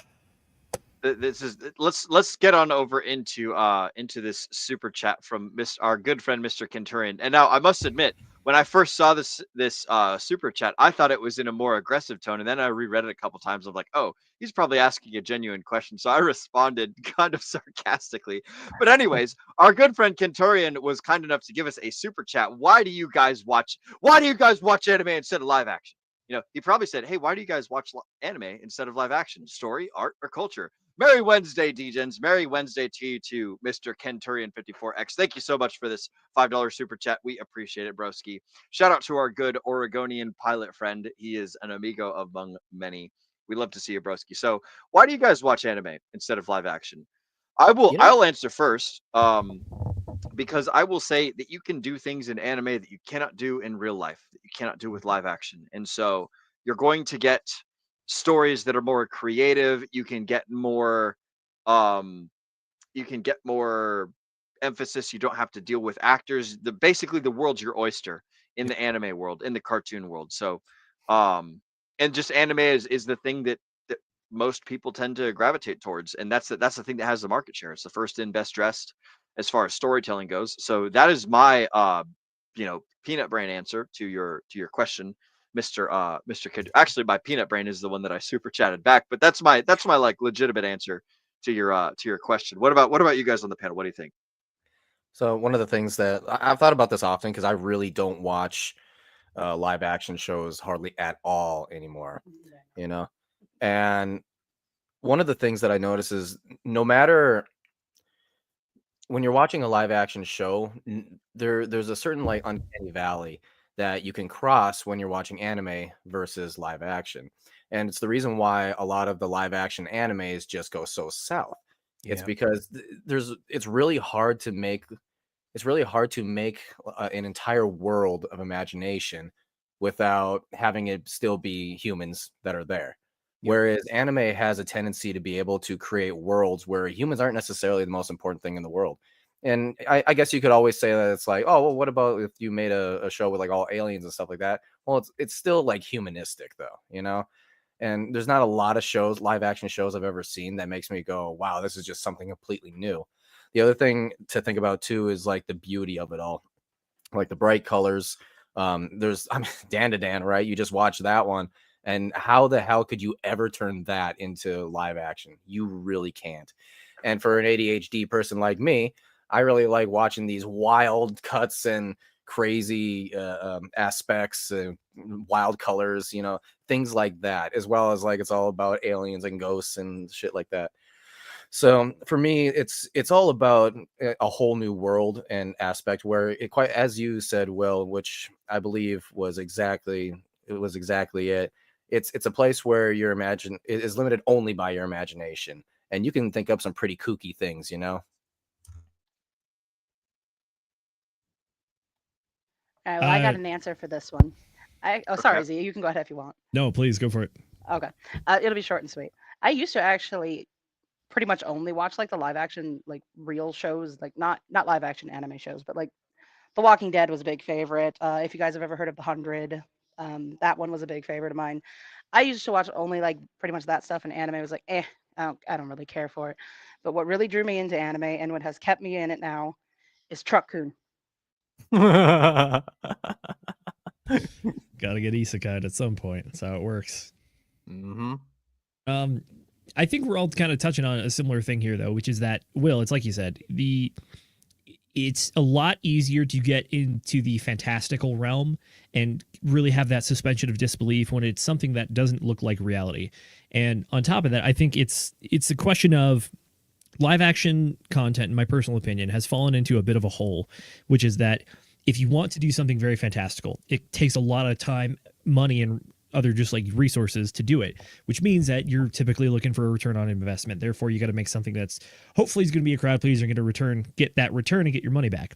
And when you go to a drawn medium, you get a lot more passion, a lot less money interest. Granted, there's still the reason to do that, but what I see is like, it's almost like it's the difference between watching just like a normal dramatic show and then watching like Star Trek The Next Generation or Sin City. I say Star Trek Next Generation because if you go look at it, the CGI and the After Effects were absolute garbage, but they were interested in exploring the ideas and exploring things that were more thought-provoking or more out there. And then Sin City, I reference that one because it's hyper stylized, and you're very willing to lean into the what's called the sakuga, the beautiful animation and the effects that you see on the screen. That's very hard to reproduce in the medium of live action. On top of that, going back to the original point of like, if you do make these masterworks and these master productions, you're going to have return on investment. Therefore, you're probably going to get oversight from certain people. It's why things like the MCU has fallen into what it is, and then also the issue with the Star Wars trilogy, the latest one, 7, 8, and 9, which is that you start getting it written by committee, so you kind of just get like more generic slop versus. As opposed to when you get to anime and whatnot, people are very willing to go out there with ideas.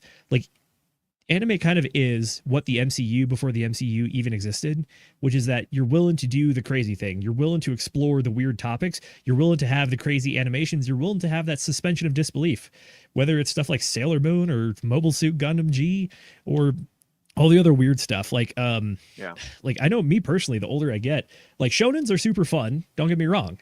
But I'm a lot more into other stuff that's unique to the genre and unique to almost, I'd call it Japanese culture, which is like, this might be a bit of a weird take, but I actually prefer a lot more of the romance anime stuff instead of like shonens these days. And I like that because it's just more interesting to see like the Japanese psyche and what they think and they feel and how they express themselves and whatnot, and how that compares to the human condition, even across cultures and whatnot. So I get a lot more bang for my buck out of that, whether it's even just romance, comedy, the high action shonen stuff, love that.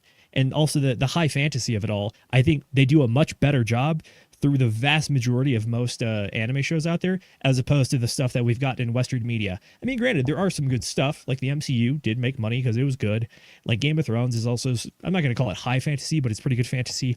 I personally have a bone to pick with Lord of the Rings because I think it gets too into itself a little bit. Yes, I have had many arguments with people over this, usually over drinks, so it's all in good fun. But like, for me, it's the idea that anime can explore so many different genres and shows and themes. It can talk about realistic stuff if it wants. Like one of the shows I really like is called How a Realist Hero Rebuilt the Kingdom. And it's like this guy gets isekai'd, but then he literally tries to use Machiavellian teachings to like become a good ruler in this like medieval world. It's like, okay, cool. That's a good injection of realistic principles into this show that I'm trying to suspend my disbelief with. And in the end, I think it's fun, and it also makes sense logically. The things that need to be logical can be logical, but the things that don't make sense, like magic and power systems, you don't have how to. Inconsistent they can be, you don't have to worry about that crap. Yeah, just shove it off to the side. Oh, he's running out of mana. Oh, he just drank a mana potion. All good. Oh, for sure. Gosh, like try to understand and like get people to rationalize their magic systems is something I'm always willing to talk about. But I guess to bring it back to like the Western and the live action stuff, if you do, one of the latest examples that I have watched, I specifically went into it, said, I know this is bad, it's going to be bad, and I want to be drinking for it so we can make fun of it. But I watched the final Twilight movie. And dear God, that thing kind of falls down the uncanny valley of fantasy, where it's like they have a final battle scene where it turns into a bad kung fu movie of them trying to like karate chop each other's heads off and then very quickly take a torch and burn each other's necks to make sure they can't reincarnate or anything. And I'm just like, this is the absolute worst. Okay, so now I need to see the final Twilight movie. Thanks for that. Twilight You're welcome. ruined my hometown. I like that. That's where I grew up. I didn't grow up in Forks. I grew up in Port Angeles, which is like next to Forks. Yeah. And Port Angeles, they actually went to Port Angeles, I think, in the book. Yeah. Well, either way, I'm glad we can have this bonding moment where we're all coming together for a hatred of Twilight on the anime stream. Yes. It's man, that's something that it didn't ruin my hometown. I should say that the politics of Washington and accepting a bunch of homeless people. And that's all notwithstanding. There was a whole bunch of fans that showed up during the Twilight heyday when I was in high school, and it was just like, what the fuck's going on? They brought a lot of outside money into the area, but it was just like, oh God, this is terrible. All of like the old shops I knew in the downtown area, like turned into like little Twilight memorabilia. You know, everyone taking advantage of all the fads of the day or whatever, and it was kind of like, oh damn, whatever. I guess as a native hometownian, it'd be like, I better spend my money there before, so that way it can overcome, you know, all these stupid ass, rom-com nerds coming in and finding stuff. Where was I going with this? What was the question even? How did we get The on question this? is, why do we watch anime instead of live action? And I think a lot of us are coming back to the idea of you can do a lot more with a lot less because you don't have to rely on human people to do human things. And you can do crazy things like do the funny comedy shows where you get off model and you have like wacky faces and whatnot. Or you can explore these weird ideas that theoretically to do CGI for would cost you a boatload, but you can just draw it instead. Mm-hmm. Kind of the thought I always go back to, it's like, why would you want to watch anime versus real life? And it's like, have you ever watched Wonder Woman back in like the 70s? Yeah, so that was the magical girl of the day, right? Now go watch, say, even the old one, Sailor Moon. Like, it's just so much better. I hear you. To your point, though, like, what is one of the cult classic fan favorite Batman series of live action? It's the Adam West one. It's either that one or it's the nipple Batman with the Val Kilmer. Val Kilmer, thank you. It's like it's these ones that are like silly and goofy and out there. Yeah, it is. It's nipple suit Batman. I'm telling you. But yeah, it's these things that get out there. And like for me personally, I do still like some live action stuff. Like Burn Notice is one of my personal favorite series. I really, really like that show. And they do great work. Granted, it also does slightly fall into the suspension of disbelief with some of the things it gets to in the later series. But like the things that are rational are rational. The things that don't have to be, don't have to be. And you get a great entertainment blend between the two. What do you think about Firefly versus Cowboy Bebop?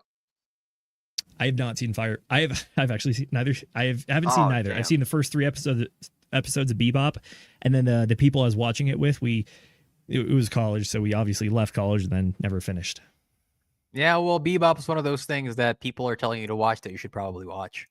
That is the one that I will say yes. I'll get to it. I promise. That's one of my answers to that question is Cowboy Bebop and also Full Metal Alchemist. Those are the 2 that I have not watched that people keep telling me to watch. Yeah, you and me both. Both original and Brotherhood. Both iterations of Full Metal Alchemist. Brotherhood is more closely tied to the manga, but both are very, very excellent works.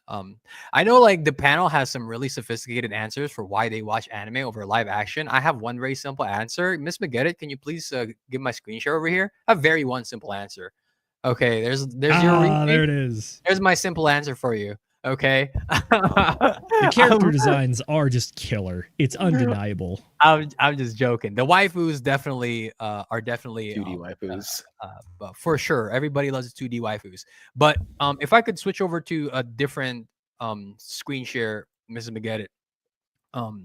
I've spoken about this gentleman for I make no secret about who my favorite author is, Mitsuru Adachi, and this is my favorite of his works called Cross Game.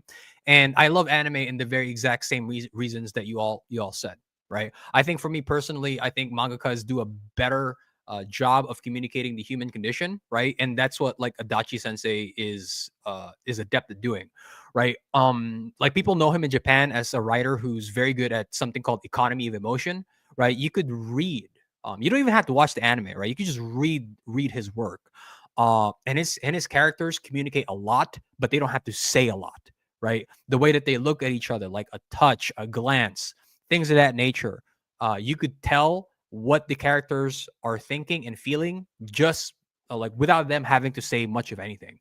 And so that's one of the great things that I really like about Adachi Sensei. And then secondly, he explores a lot of very mature themes. All of his work have a backdrop of sports, right? He's a big baseball fan. Like Cross Game is it's a backdrop of baseball. His most popular work in Japan, like how like people here know One Piece in America. In Japan, they know. Yeah. In Japan, they know baseball is fucking nuts in Japan, man. Y'all should go see a baseball game in Japan. If you've never done that, that's a fucking treat. Yeah. And in Japan, they know the work Touch. That's by Adachi Sensei, right? They know the characters Katsuya and Tatsuya and Minami, right? Those are the 3 main characters in Japan. And it's a very old work, and people still talk about those characters to this day.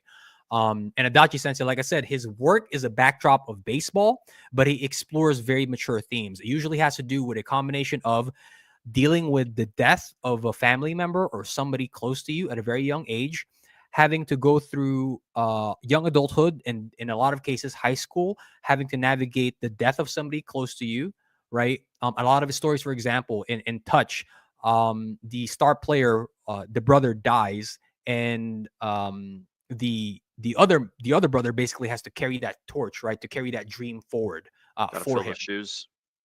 Fill his shoes, exactly. So they're having to go through the death. They're having to go through adolescence. They're having to go through. There's usually some kind of conflict with authority, whether that's like a coach.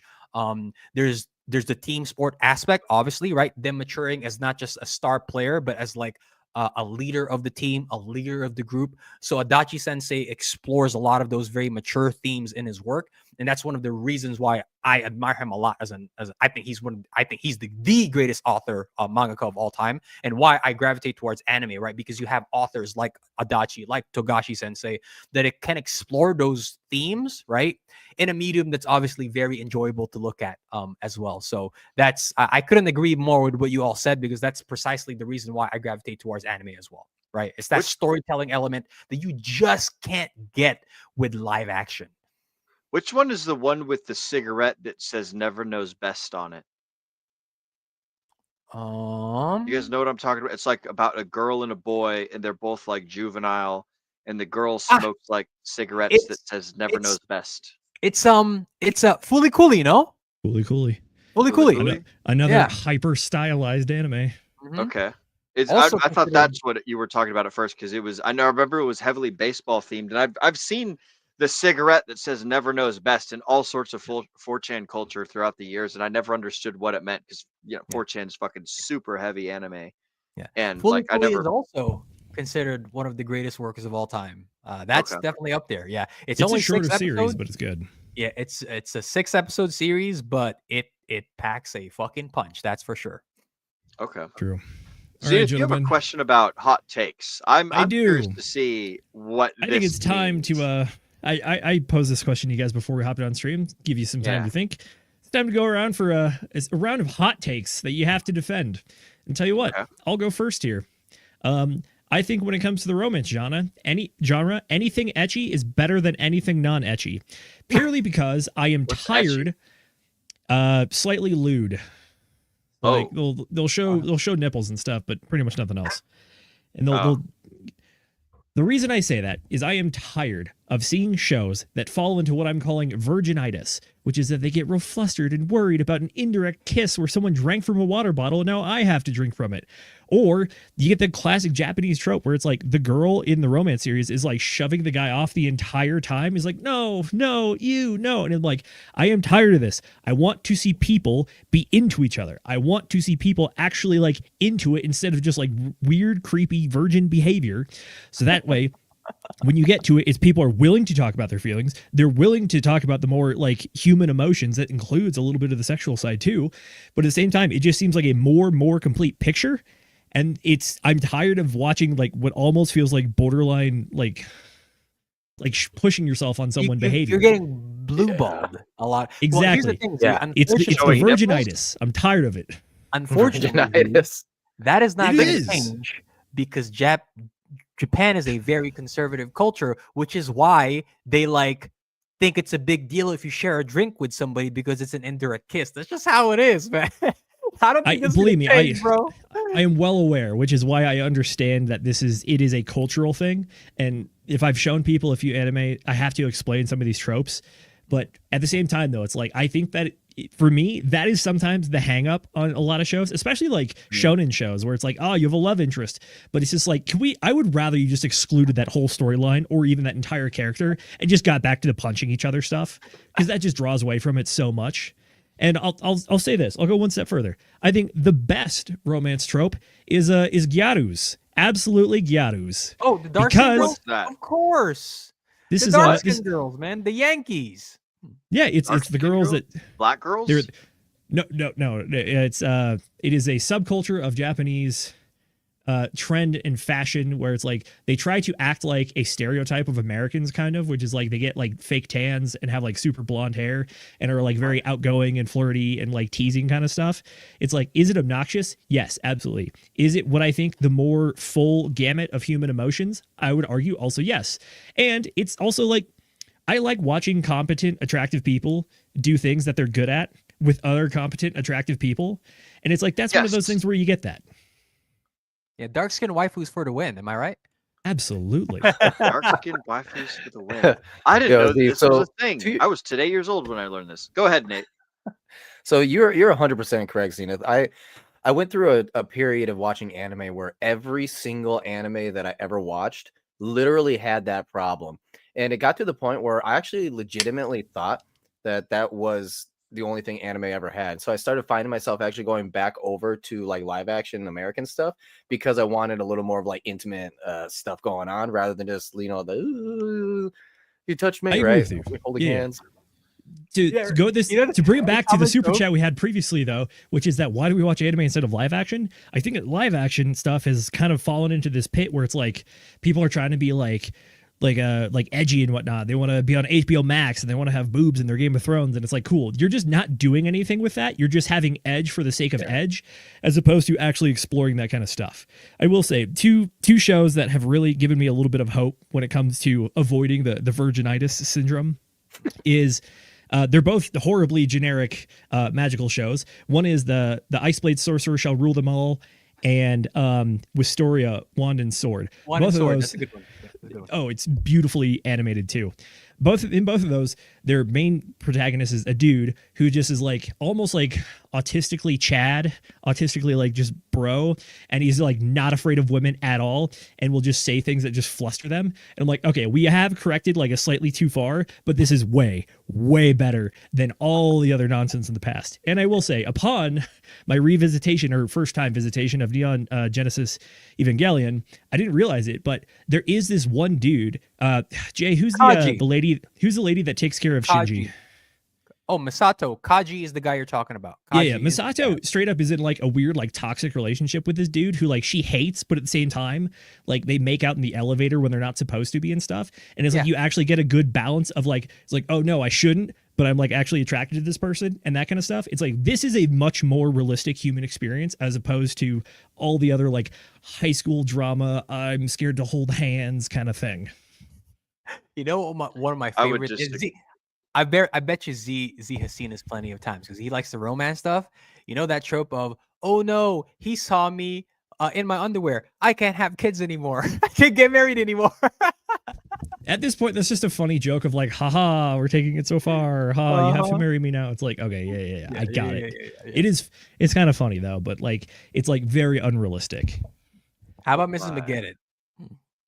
Ooh. What do you got, Cass? Yeah, wait a minute, we're skipping straight to me. What's the, Wait, Nate already said his. Oh, did he? What was yours, Nate? What was the question? What is your hot take? Hot take. Yeah. Okay. Well, I guess I didn't really have one, but now that you guys were talking about the jobless reincarnation anime, Jay, did you say people are taking that like and being like, oh, because he's still in his mind his older self from the other world, and it's like creepy now that he's like with these young girls? Yeah, like underage girls. Okay.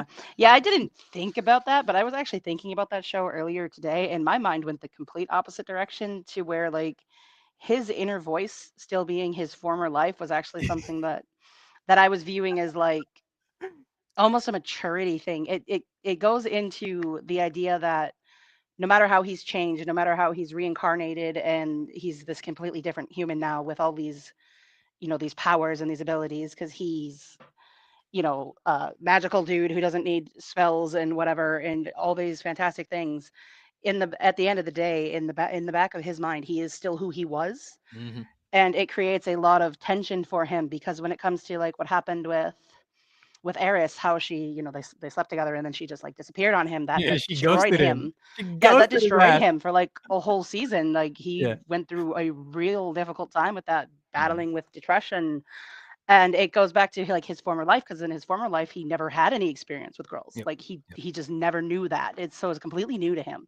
So when she did that, it just devastated him so much. And it was so interesting to kind of like explore that with him and see him like try to deal with this, because it really emphasizes that he is still who he was. Like in the previous life, he still has that in him. He still has those instincts. He still has, he still has all those same insecurities. He still has all those same fears. He still remembers all the pain he went through. that's all still there, even though he's like someone completely different. So that inner monologue being his older self, I was starting to view that as like a very interesting like character experiment with him, because it's just isekais don't normally do that. They They switch don't. to the new Yeah. one and then they're just completely the new person, but he's still got that old voice when he's talking to that mythical whatever the hell creature Yeah. guy dude. He's still in his old body, Yeah. so it's very Yeah. very interesting because it's so different. Yeah. But now that you made it into like some like that other idea is like, oh okay, well that kind of ruined that whole thing for me, because I was really fascinated by all this, and I was like, wow, that's actually really cool when you think about it. But now that you brought that up, I'm like, oh fuck. Well, now I can't think about it like it's cool. Now I just see it as creepy. God damn it! So that ruined that I whole mean, thing for me. once you see it, Cass, it is right. I mean, I like jobless reincarnation too, but when people point that out, I was like, oh shit. I was like, yeah, you're right. I was like, that's just kind of weird. I mean, again, I'm willing to like it's fiction, obviously, but I'm like, it's still kind of, you know. Yeah, and that's very true. But I guess that's kind of my hot take, because I see that point, and now that I'm thinking of that, I'm like, well, that kind of ruins it. But at the same I'm time, it's sorry. also it's also just a fascinating idea in general, because they don't do that. Like this is the first anime I've ever watched where they try to keep both characters kind of relevant, in the sense that he actually physically still has that old body and that old voice, like because almost all isekais, they remember like their former life, Yeah. but they're still completely the new person. They have the new voice, they have the new body. You never see their old selves ever again. They're just this new person now, but they still think about their old lives. Like his is completely different. It's almost like it's detached. It's like he's two people living in one body. Yeah. And it's just so interesting to see it that way. And he goes through like all these things where, Eris abandoned him, and in her mind she's like, I need to go be better for him because I love him so much, but Yeah. he doesn't know that. He has doesn't. no idea. So he's completely devastated. And then as she's out doing all of this to try and literally like become a better woman to be by his side, he finds his childhood best friend, and He then gets they married. literally get married. It's So now very. whenever they bring Eris back in, what's going to happen there? Like that's going to be crazy. And That's like gonna cuz be an interesting his arc. dad already had the issue of like, he had children with two Womanizer. women, Yeah, and it womanizer. caused a big issue because like his Rudius's mom almost kicked the maid out, but it was winter and she's like, if I kick this woman out, she's going to die, so I can't kick her out. So she lets the maid stay, and then the maid has the kid, and then they're like this weird family dynamic now where it's like you got the two women who each got their own children, and the dad's just like, hey, this is awesome, but also like, what am I doing? He's like he kind of wants to have them both, but at the same time, he's like, the wife will kill him. Like it's kind of that he's got that dynamic going, and now Rudius is in this position where he's going to have these two women as well. So it's like exactly. it's bringing all these dynamics together, and I'm so curious to see what they're going to do with that. So I guess I mean, I'm going to kind of shy away from this whole weird aspect of like, oh, he's still his old self, so it's Yeah. disgusting. I'm gonna keep Yeah. away from that. And my hot take is like, I'm still very fascinated by this story. It's still got my attention. I really want to see where they're gonna go with it. I mean, while we're on the topic real quick, it goes Gyaru's, maids, Dami mommies. There you go. Top 3. No. Oh my god. I mean, I would have to wholeheartedly agree with Cass. I setting aside the weirdness of it all, Cass is right. Mushoku Tensei is one of those series where the difficulties of the old life is brought over into the reincarnation, and the character Rudius in this take, right? He's maturing like he would have been if he had the experiences back in Japan. Just now, in Rudius is in his new body, right? So I think Mushoku Tensei does do that well for sure. So that's actually a pretty damn good hot take. Yeah, so I would have to agree with Cassie on that one. For me though, since Zenith already brought up Neon Genesis Evangelion, one of my all-time favorite series, I think my hot take is, Z, I don't know if you've seen the meme already, but you know how everybody bags on Shinji? Is it like, Shinji, just get in the fucking robot, right? We need you to defend humanity. I think people are too harsh on Shinji. I think Shinji is... You got to realize, number one, Shinji's 14 years old. And you're in inevitably World War III against the Angels, right? You're trying to prevent third impact. So you've got a 14-year-old kid who is in the middle of an alien invasion. His mother just passed away. His father Gendo is in charge of Nerve, in charge of fighting the aliens. No relationship with his father. No social life, no friends outside of it. The only reason that he even volunteered to come to Nerve was so that he could possibly start a relationship with his father, right? And then his father's response of, hey, like his first interaction with his dad when he sees his dad is his dad saying, hey, Ayanami, our pilot for Ava Unit 0 is out of commission. I need you to get into this robot because you're the only other candidate that we have currently, right? And then he sees Ayanami being rolled out in a stretcher close to death, right? And he's like, whoa, I got to get in and do this? It's like, I can't do it, right? And then, so his father sends him away. And then as he's waiting there on the train, right, to go home, because he's like, well, I'm just 14. It hits me. I'm like, well, this guy's just 14. Like, you've just not put the responsibility of saving the world on his shoulders, right? And any reasonable 14-year-old boy would be like, bro, I can't do this. Like, Dad, what are you talking about, man? I'm just like, I just want my dad back. And that's all that I want. Now you're asking me to fight these aliens and save humanity, right? And like, just throw me right there. I've never piloted a robot before. And then, but instead of running away like a coward, he came back, right? Because he was like, well, you know, Ayanami's probably going to have to pilot the damn thing, right? Because he saw Ayanami when he was leaving. Ayanami was getting back into Unit 0. So that's stuck in his head. He's like, well, if I don't go and do it, this girl who's already close to death, she's going to be forced to do it in my position. I can't let that happen. I got to go back. So despite his better instincts telling him, get the fuck away, right? Like, but no, he just got in the fucking robot. So I will defend Shinji. I'm like, I think I would actually argue that Shinji is one of the best written male leads ever in history. I do not like a lot of male leads because they are written like fucking pansies. Shinji is the complete opposite, right? It's like the instinct to run away from that kind of scenario. Anybody would have, like, people would have run away for much less. But instead, he came back. He took responsibility, right, for piloting Unit 0. He spared Ray from potentially dying, and he inevitably, ends up helping save humanity, right, as we fast forward. So that's my hot take. I think people give Shinji too much of a hard time, and they don't realize that he's just a 14-fucking-year-old kid who just wanted to have a relationship with his dad. Right. I think that's an entirely reasonable read. It's very easy to not try to dive into it and just be like, he's either a coward or you should just be like the Giga Chad. But that is the very realistic read on the scenario. And like you talked about earlier, which is like the three pilots are the three different kinds of the persona. This is a very realistic and very human fear-based personification of it. And granted, I think that when we watch kind of the fantastical shows, we hope to see these aspirational characters, but this is also a realistic version of someone in this position. So that's reasonable for sure. I know we all want them to be aspirational, but when you do get those moments where you see characters actually show like rational fear about and like an understanding of like, this is way more than like any person would ever dare take on. But the people that do dare to take it on, those are the heroes. Yeah, that was well put. Yeah. Well, I guess my hot take then isn't going to be as cool. Although I talked about boobs. You can top me very easily. All right. Well, actually, mine's probably a lot more like yours, Z. So, boobs. I think the isekai to a different world and have to defeat the Demon King and ran just because you are isekai, you automatically are the most powerful thing on the planet, and you're gonna have a whole harem of women can be some of the funnest anime you'll ever watch. Mm-hmm. Okay, care to elaborate? Give us some examples here. Which ones have really blown you out of the water?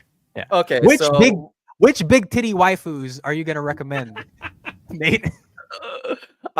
So when I think about this show called The Eminence in Shadow, I'm like, there's like no story here. There's no reason to watch this other than the fact that he just wants to become a nuclear explosion and blow things up. Hey kid, you want some more edge on your edge there? Exactly. Edge in your edgelord. Exactly. And sometimes, I kind of came to this conclusion because I'm like, I'm having way too much fun with this, and these are such shit shows. And I came to the conclusion, you know what? Sometimes you don't need to you need to have yourself a whole lot of cheese on your nachos, you know? You can Sometimes, go ahead and you can start throwing in, like all the healthy gonna- stuff. Maybe you get I'm some chicken stealing in that, there. Nate. By the way, just so you know, I'm stealing that quote. I'm gonna take that. Sometimes you need a lot of cheese on your cheese nachos. on your nachos. Sometimes you need a giant windmill on your Gundam. Mhm. Exactly. The schlock sometimes is just it's bad for you, and most people are going to say you should not be watching or eating that, consuming that. But sometimes you just need to sit back, maybe with a little bit of liquor, and just have fun. And when it comes to shows like that, you literally are able to just sit back and just constantly do this the whole show, but it's still fun. Yeah, you're correct. I mean, as somebody who bags on Darling in the Franxx because of the fan service, I mean, guilty as charged. The reason why I watch Chainsaw Man isn't because it's good writing, man. I like Mikasa. Mikasa. Now Mikasa. I like Makima. I like Reze. I like Himeno. I like Power. I like Yoru, who's now the War Devil, right? She's like the new romantic interest for our main guy Denji. So shameless in admitting, I watch Chainsaw Man for the freaking waifus, man, and that's it. Bro, okay, so how about this hot take? High School of the Dead was a good show.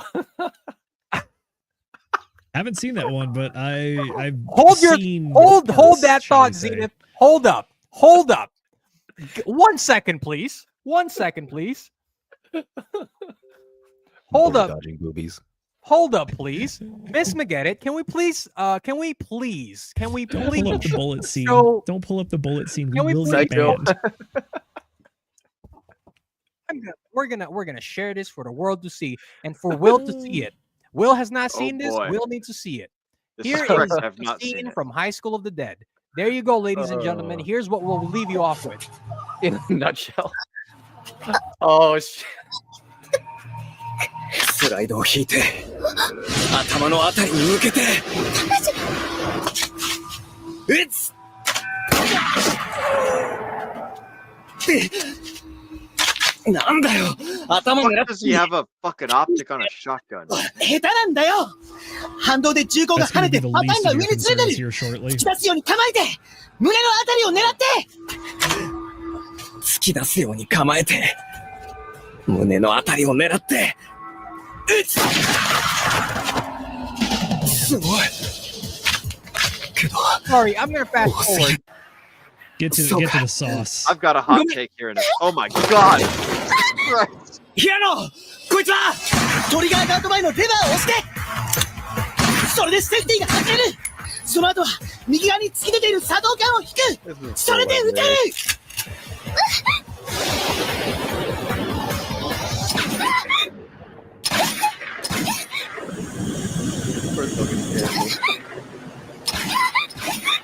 Christ. Thank you, YouTube, for blowing this part. Thank you.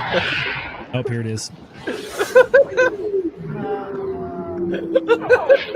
What the? Oh. 当たらない Welcome to anime, everybody. Welcome to High School of the Dead, Z. There you go. There you go. Thank you for All the right. trauma. It's just fucking shameless. We'll tell you what. It is what it is, I guess. A quote I heard from a actual serious person recently talking about the exact super chat we had earlier, which is why is anime succeeding where Western media is failing? And one of the critiques / pros that they gave, they said that, look, anime falls into one of two categories. It's either very heroic or very horny. I personally think that it actually is slightly different, but it does involve those two things. You have a 2-axis system. You can determine a show based on how heroic or unheroic it is versus how horny or non-horny it is. And then all of them fall somewhere on that spectrum. Yep. You know, Z, I would argue to say that the best animes are the most heroically horny ones. Just my take. You know? Oh, we're I'm going right there with full you. degenerate. No. We're not going like hentai, okay? We're going most of the way degenerate. We're going like I think they're going like what is that called? High School DxD? They're going Yep, that High realm. School DxD is. Did you? I feel like Jay has been baiting me on this one because I unironically like High School DxD, even though the main protagonist is similar to Denji. He's just a guy that just wants to feel some boobs. But at the Yeah, same that was time, kind of a. Go ahead, sorry. he also the reason I also unironically like High School DxD is that anytime you play around with like mythology tropes and you have characters based on that stuff, I'm in. That's automatically A+. But also throughout the show, the guy actually grows, he suffers, learns, grows, and earns it every step of the way. Like in the first season, like the guy like almost dies multiple times, but then sometimes he also has to self-inflict some of the pain on himself to save his friends or to at least suffer through the pain to help the people that he cares about. And then in the end, does the guy end up with like a boatload of girls that are all lusting over him? Yeah, for sure. But I would argue the guy earns it because he actually goes through trials and tribulations, sticks up for people more than himself, and earns it every step of the way. That's the best defense of High School DxD I have ever heard from somebody in my entire life, man. It's what I had to tell myself too. Kudos, sir.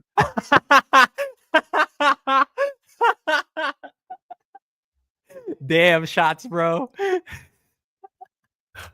Don't worry, it's still on my list of favorites, unironically. Look, I don't know if anyone else the classic My Anime list where you can track everything you've watched and give it rankings. High School DxD Season 2 is one of my 10 out of 10s because the characterization, the introduction of characters, the storyline, I think it's all fantastic. And it's all people that are actually like not suffering from virginitis and actually willing to kind of stick their neck out for each other. And sometimes they win, sometimes they lose. That's why I think Z likes Denji's, because Denji is so pure. He's like, I just want to eat good food, and I want to be with a girl. That was literally like first episode. I want to eat good food and share it with my best friend, right? Pachita, right? The dog. He's like, I want to eat good food. I want to share it with him, and I want to be with a girl. I was like, wow, that's like the most upfront, forward, pure thing that a young guy could like, bro. Because it's like, come on, man. Like, how much more pure could you get? That's true. Although the Denji, they really like lay on the suffering. Like they slather it on in the beginning. So the rest of the character does make sense. And he's like an absurdist character. So it's funny when he's literally just like kicking some dude in the balls repeatedly as his preferred method of winning a fight. And it's like, all right, I get it. This is funny. Mm-hmm. The Chainsaw Man is actually a very like good representation of female nature. You notice like Power is the primal, right? She's like, I'm going to use my sexuality, but my goal is the kid, right? And then the kid is her cat, right? Himeno's like the nurturing mother, right? Makima is obviously the like the Oedipal mother, right? That will consume you. And then Reze is kind of like the middle ground in between, right? The girl you wish you could have but can't ever have because she's like, yeah, Reze's like the bomb, right? The grenade demon, right? She'll blow your life up. So I think like all of the female leads in Chainsaw Man is actually good representations of like different aspects of female nature. So I don't know if that was his intention, right? Of Fujimoto Sensei. I don't think that was his intention. Like Fujimoto Sensei during his interviews, when they asked him like, why did you create these female characters the way that you did? And he's like, I just really like being dominated by these kinds of females. Really? That was his response. Like, I'm into like really dominant women. And I was like, oh, so you have a pure answer like Denji. Okay, so I bet you he's lived that life then, where he has observed all these different things in the women in his family, and I bet you he just kind of put it to paper. Yep. True. All right, tell you what, I do have one final topic I think we can end us off with tonight. So, if you guys could retcon one part of any show that you think would make it better or get rid of a plot hole, what would you pick and why? If you want, I can go first because I got something in mind. All right. I'm going to go back to classic Naruto. I think they did Minato absolutely dirty. I think that Minato Namikaze is one of the most underutilized characters. I understand the sacrifice that he made for Naruto to sacrifice himself and his wife to seal half of the giant demon beast in him and his son in order to protect the village that he's the leader of. I get that.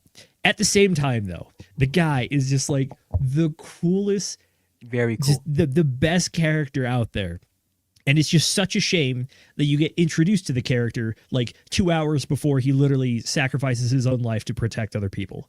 It's like, if Kishimoto ever did a spin-off series, please just give us the Minato series. That's all I want. I want to learn why this dude became just such the legend that he was, and why he's such a genius, and why he kicked so much ass.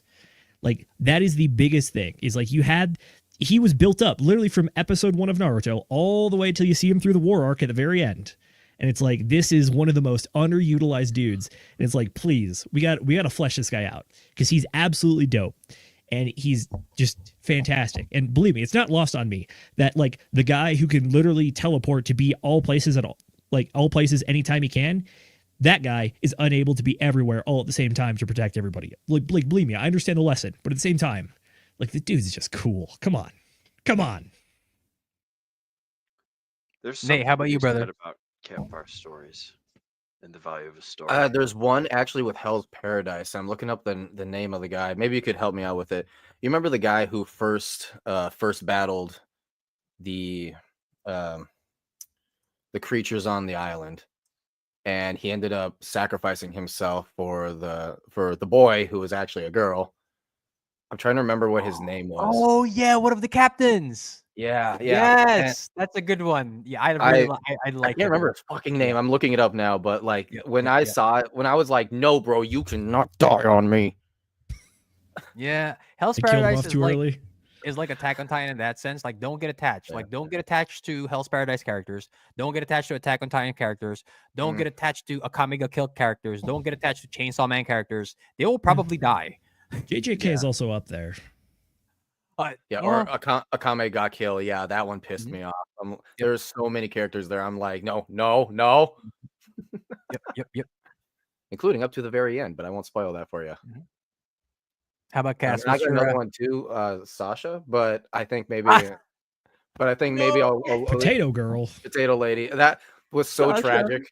I was so pissed off when they did that. It was like the last season, the 4th season, and I'll let Cassie. Do you want to take that one? No, you're good. Okay, cool. Yeah, the whole fact that it was just like, oh, we got the small girl or whatever, and now we're just gonna try and hold her down. She just ends up grabbing. You think everything is just safe, and then she just runs in, grabs a gun, and just shoots her. It's like, what? Wait, what? Yep. So that's how Sasha dies? You serious? Don't get attached, man. Don't get attached. That was very painful for sure. So, how about Cass? What's one thing you would retcon if it's not Sasha? Mine's a big one, but unfortunately, since most of you haven't seen My Star, you're not going to really be able to relate. I would completely change the entire fucking thing. The fact that they killed I at basically almost at the very beginning of the story made me so freaking mad, dude. So the baseline here, this isn't too many spoilers because it's all at the beginning of the show, like the first few episodes. The main idea is I is this pop star. She's an idol in Japan, and she secretly gets pregnant. And idols can't be pregnant because that'll ruin their whole career. So she goes and has these kids in secrecy, and 2 people who are in the story die, and then they are reincarnated as her two children.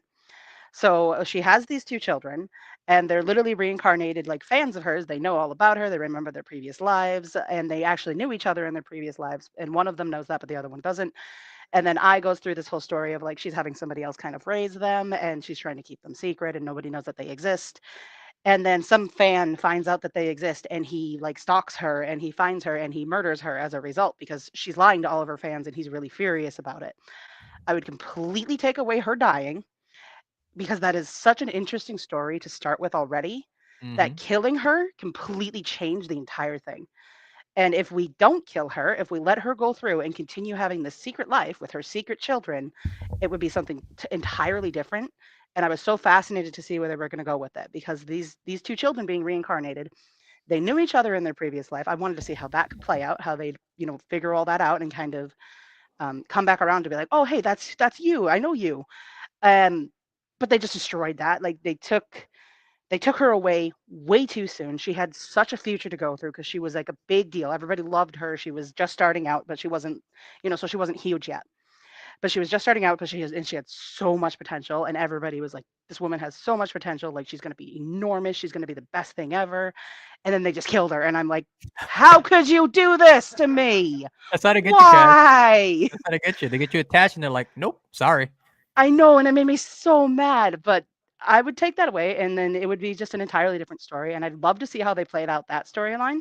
I have a dream kind of in the back of my head that they'll go back and do like an alternate world version of it where she does live, and I hope they do that because that would be amazing, and I'd be so happy. But anyways, that would be mine. It would absolutely change the story completely, so it's a big one. But yeah. How about you, Will? You change anything about Berserk, or is Miura Sensei not to be touched? I wouldn't change anything about Berserk, but I'm a great fan of non sequiturs. So the thing that I would change would be in Attack on Titan during the rumbling, when all the Titans go into the water and leave Parody to head over to the rest of the world, is they all just drown. There you go. That'll end it quick.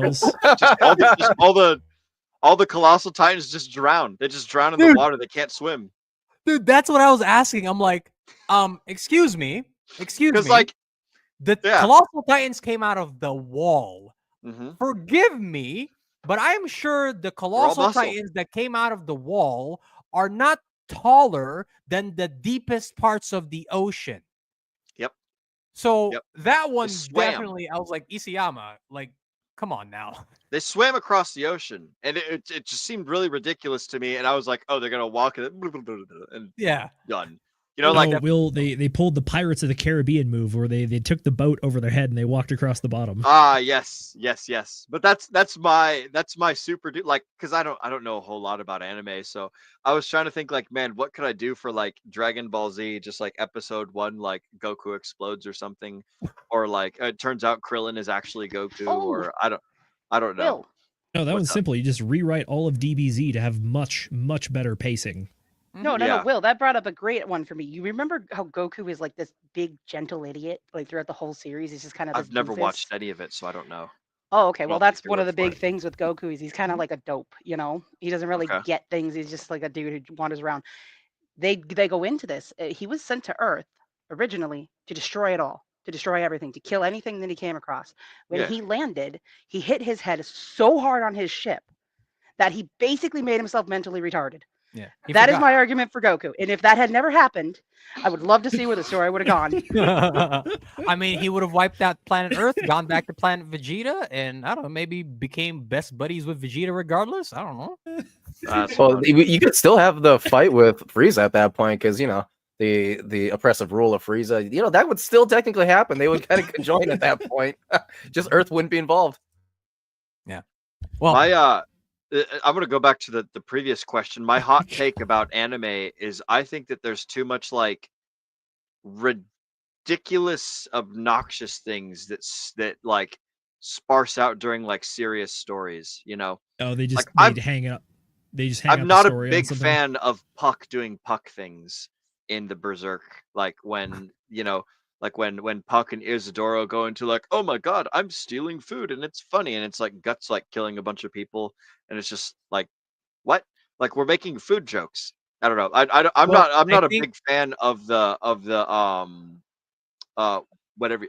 Wow, it started raining. Yeah, really sometimes they just take these weird B plots or even just like humor, and it really just kind of like ruins the dramatic tension that's built up in certain moments. Yes, I don't like the Japanese style of like, haha, food joke is funny. You know, like a lot of anime stuff is like, delicious food. I thought that was always. I would agree with you there, Will. I think if you're going to inject levity into a series like Berserk, you have to do it well. So from what you're saying, obviously you don't think that Miura Sensei does it well. Some authors do that very well, but I completely agree with you, right? If it's a serious series, right, don't try to inject levity into it unless you can do it well, because otherwise, like, you get people like you who just like what the hell? Like Guts is over here, like he's over here like killing monster dicks and shit like that, like, and then and like and this little fairy's flying around with a dandelion, like, haha, I got you. I'm gonna use my, you know, fairy of 1,000 dusts or whatever. Like, I don't know. It seems inappropriate to the scenario, or something like that. It does not follow, non sequitur. So I don't know. Maybe the colossal titans all drowning during the rumbling, and then it's like, oh, well, hey, no worries, everybody. We're all good. Yep. But Well, I don't think the that's titans my. need to breathe, do they? I mean, they're trapped in walls for like hundreds of years, and those guys never had a problem. You've got a so point. I don't think the titans needed to breathe. They could probably You've got just a walk point. across But the they, at the ocean very least, floor. they're entirely muscle, which is more dense than water, which definitively sinks. Like there's like studies on, like, there's different types of human beings that exist that have higher muscle density than other ones, and they're Some like people are more prone to- buoyant than others. Yeah, it's like the common joke in the Marine Corps is that that like the black people never pass a swim call because black people have more high twitch. They have more high twitch muscle fiber in their Denser. muscles, which is crazy heavy and much more dense than like Asian. So like there's the three like basic like skeletal structures in human beings, right? And I'm not going to say them because we'll get canceled, but like there's different muscle fiber like densities, and that stops certain types of people from being able to swim. Like fat people, they float because fat is less buoyant than water.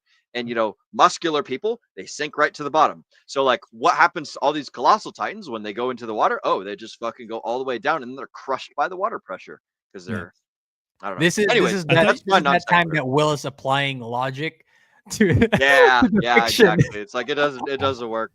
But No, like I thought that, you were would be gonna- my retcon. Is I think it'd be funny if like we're building up to this big giant point and then it all fails, and like the dun, dun, dun, dun, dun, directed by Michael Bay or whatever. Yeah, I mean, I guess you've got No, a point. That would be a hilarious ending. No, the titans are directed just like, by we're gonna M. Night travel across the Shyamalan. ocean. They just all M. Night die. Shyamalan. Yeah, M. Night yeah, Shyamalan. Yep, there you go. What a twist. Turns out we were I dead mean, the whole time. What a twist! Will, I thought you said that that the Marine Corps joke was, or the saying was going to be that if you cannot get smarter, you will get stronger.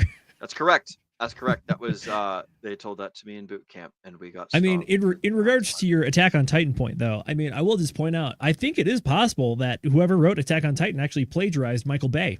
Because if you remember back in Transformers 2, the Matrix Yes. of Leadership is sheltered by the cave of the Primes who gave their bodies to protect this thing. Therefore, like the Titans in the walls, the Primes created the castle around the Matrix of Leadership. Mhm. Ruined it.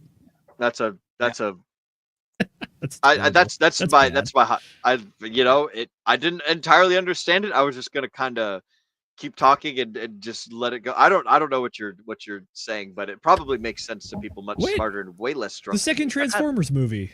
Did you ever see that one? I probably did. I don't remember. It's the that one where shit. they like literally go fight on the pyramids in Egypt. Bro, it's fucking explosions, man. Like I don't pay attention to the plot. It's big fucking. It's just like wah, Robots wah, and explosion, wah, man. And And That's Transformers, fair. Transformers on. 2 still had Megan Fox, so Oh, that's true. Yeah. This is also very true. I'm They just got saying rid the of, one emotional beat or the one lesson to learn out of the movie that they did have there was that Shia LaBeouf goes and finds the magic MacGuffin, the Matrix of Leadership, the weird like curvy baguette looking horn thing, and then he picks it up and it turns into dust. And only after he sacrifices himself for his friends does he get the vision with the Primes who say that you cannot find the Matrix of Leadership. You must earn the Matrix of Leadership. And in which case it re-solidifies it. Oh my God, Will. I think Will might have just died there, actually. Jesus Christ. And all of a sudden, he was imbued with the magical power of experience and knowing exactly what to do. yeah. It's like, It's like Jesus Christ. remember Get it, the Jesus, scene from something Harry like Potter, right? The Sorcerer's one? Stone only appears in the Oh, hands yeah, of the yeah. person who doesn't want to use it. It's a take on that. I don't know if you're a Harry Potter fan, Will, but it's a take on that, right? Because the Sorcerer's Stone is like effectively the Philosopher's Stone in alchemy, right? It can turn things into gold. It can turn Stuff water into into stuff. wine, right? That's a Philosopher's Stone. Effectively, is a Sorcerer's Stone in Harry Potter. And the big baddie Voldemort. Sorry, I said his name. Is after it. He could never find it because he wanted to use it. The reason why Harry found it was because he never wanted to use it in the first place, right? It's a riff on that kind of thing. It's fair. By the way, third Harry Potter movie, best Harry Potter movie. Anybody who says the fourth, you're here for a popcorn movie. That's it. It was the Third fourth. is. Prisoner of stopped Azkaban, baby. Oh, I thought that was the fourth. Fourth is the Goblet of Fire, then, right? Yeah, Goblet. Yep. Correct. It's Oh, I got the those right. I got Wizard those confused. Olympics. Whoa. Dude, the third is by far the best. Sirius Black. I loved him so much. I'm talking cinematically. The movie is the best movie because it is the best shot, best theme, best storyline. Well, my hot take is I would like Jiraiya to be alive again. Jiraiya? Yeah, I would really like Jiraiya to be alive again. I know that kind of pushed Naruto, like again, right? Yeah. The it furthers Naruto's character growth throughout the series. Like obviously having his mentor die, that's kind of a big deal. But I'm like, I really like Jiraiya, man. Like Jiraiya was my favorite character in the entire series, and I would really like to bring him back so that bring back the pervy sage. That's Jay's retcon moment. Or since we were talking about DBZ, maybe it would be interesting to see if instead of Vegeta marrying Bulma, Yamcha actually ended up marrying Bulma because Yamcha and Bulma were together in the first place. But she gave Yamcha up for the Saiyan Prince. I mean, Yamcha is pretty useless. We'll just say he's a lot more useful than Oolong. I can tell you that much. Oh Jesus Christ! But that would be my house. Does Yamcha ever end up getting married at all in the series? I can't remember. Don't think so. What's your guys' favorite part of the Dragon Ball Z live action? None. Don't even go there. No, we're not doing the part this. where it ends. Yes. Okay, good answer, Z. Good answer. I agree. I second what Z said. Hey, let's do a round of chat bucket shout outs, and then we will move to close. Do you guys have any other things that you want to talk about before we move to close? Here's one more thing. My favorite part of Dragon Ball Z is actually in Dragon Ball Super when Android 17 was fighting and then the people were transforming and then he interrupted their transformation. And they were like, "You're not supposed to interrupt my transformation." And it was like, Android 17 was like, "I'm sorry." That's the best. Wait, he like legit is like, "Oh, sorry." Yeah. He was like, "Oh, I'm going to let you finish." he was like Kanye West was like, "I'm going to let you finish your transformation." That's been the issue for years. It's just everyone's got to sit there for 6 episodes charging up. And Android 17 was like, "We're not having that." What the fuck? None of that. I don't remember this. Was this during the tournament thing? It was during the Tournament of Power. Yes, ma'am.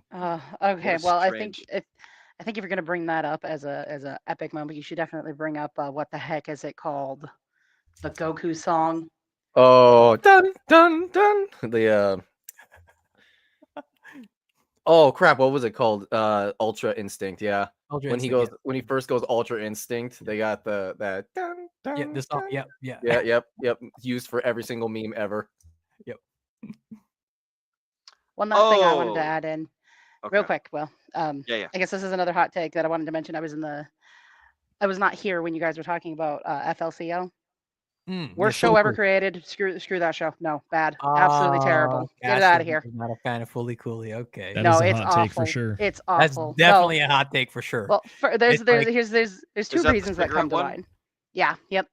Okay. First off, I hate smoking. And so that bothered me that she was constantly doing that. Second, she tries to like sleep with the dude's dad or like teases him about that. And that was so incredibly awkward. I also saw this as a very young child when I didn't understand what the hell was going on.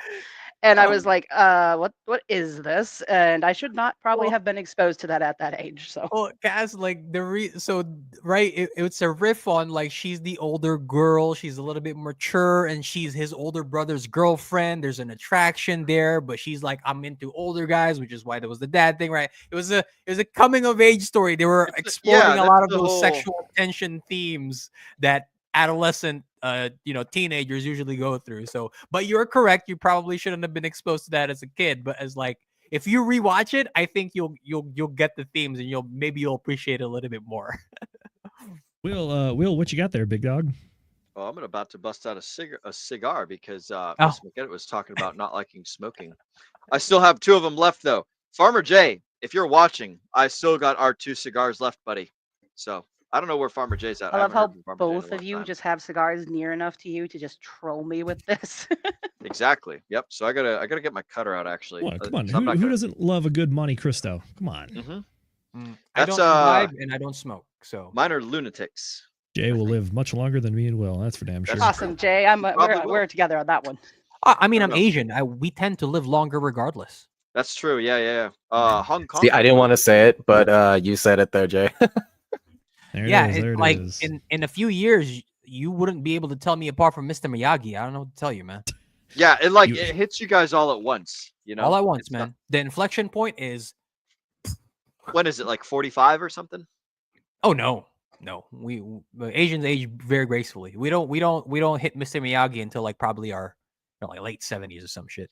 We'll go with Must be circle cut. nice. Have you seen some of these Japanese women in their like 60s and 70s? You're like, that's a 60-year-old woman. The Asian women age very gracefully, more so Yeah, than I Asian saw men. this. Yeah. I ran across. I don't know where I found this, but it was a random Well, reel where men this don't age gracefully generally. this this Asian couple where the woman was in her 40s and her husband was much younger than her. I don't remember his exact age though, but yeah, she looked 20. The only way you could tell that woman had any age on her was she had some of that like the neck skin that you start getting when you get up there in age. That was the Yeah. only thing that gave it away. Other than that, Like it loss was of like collagen. Yeah. Other than that, it was like, oh, you're lying. Like you're making it up. Mm-hmm. Yeah, we're talking strictly about Japanese women. Like Korean women, you can't tell because Korea is just a bed of plastic surgery all over the place. So shout out to my Koreans. Yeah, the #1 rate of plastic surgery exists in Korea. Like people, That was like Texas.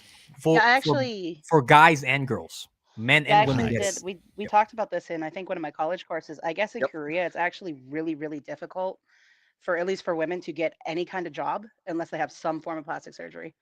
Like they have to alter themselves in some way to make themselves a little bit more attractive because supposedly in Korea that is like the #1 thing they look for when they're hiring these women. So like a lot of them will get surgery to like make their eyes bigger, to give themselves. I think it's like Americans have something that they call like a second eyelid. So if you look above our eyelids, there's like a line up there, and Koreans don't have that, so they'll get surgery to get that like added in. So that's You're what not I've talking heard. about the epicanthal fold, right? It might be. Asians, it's like the thing that above. makes Asian eyes is called the epicanthal fold, and it has to do with ultraviolet radiation filtering. But I don't know if that's specific to Korea or not. But like, you know, like Agent J, like you have a second fold on your eyelid that that we do not have that helps you filter out sunlight and stuff. Oh yeah, because I'm Asian, man. You know, we get those things sometimes. That's how it works. That's the something about the ultraviolet light over in Asia caused that, you know, genetic thing to happen. That's like the whole Asian, you know, like shoestring eye. No, that's something else. Oh, it's different. The Yeah, that's epicanthal? different. Okay. Yeah, that's Well, something fun that's fact. at the edge of your eye. Oh, you're talking about like in the I wouldn't know where to look. Chat shoutouts? Oh yes, on the subject of Koreans actually, because we got our good friend West over here, or no, excuse me, somebody had a question about Koreans. But anyways, it's time for chat motherfucking shoutout. So, Mr. Producer, if you wouldn't mind, go ahead and bring it up. Our first one we got here, Mr. West. You will never not convince me that Ghost Stories is the best dub ever. I don't know. Oh, He is we never got to the question about correct. dubs and subs, did we? Is Oh, this no, a we good didn't. lightning round? Do you We guys can. know anything for lightning round?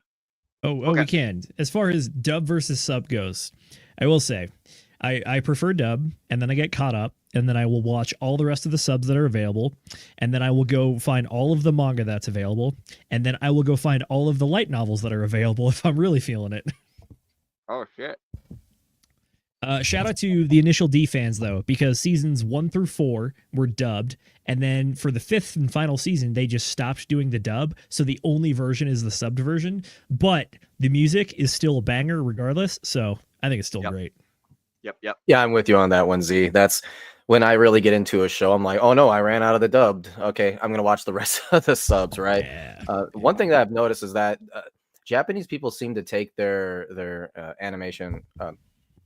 Their voiceovers a lot more serious, because you hear, like, it's really hard to explain, but just like extra stuff when it's a Japanese person versus an American person doing a dub, right? Yeah, there's a lot of things that are lost in translation for sure. Yeah, for sure. But yeah, there's just a lot of like little vocal things, especially when it comes to like just sort of the sounds that you would make, like say lifting something up, you know, like that, just that type of auxiliary type of sound. The Japanese go wild with that stuff. That's another one of my versus hot takes Americans. that I'm not terribly fond of, is the non-English over-aggressive style of grunts and moans and yeahs and yahs and all that stuff, but just like, not really my thing. But Well, see I what will chat say shout too, out. Then we'll Well, go to your through point, I think you are correct, which is that sometimes they definitely overdo it. But one Yeah. series that I think that the sub, yeah, that stuff's stupid. But the voice acting for Ice Blade Sorcerer Shall Rule the World, in the final episode of the series, there are these two sisters that are fighting and like having like a really emotional like yelling match effectively to try to get through to each other.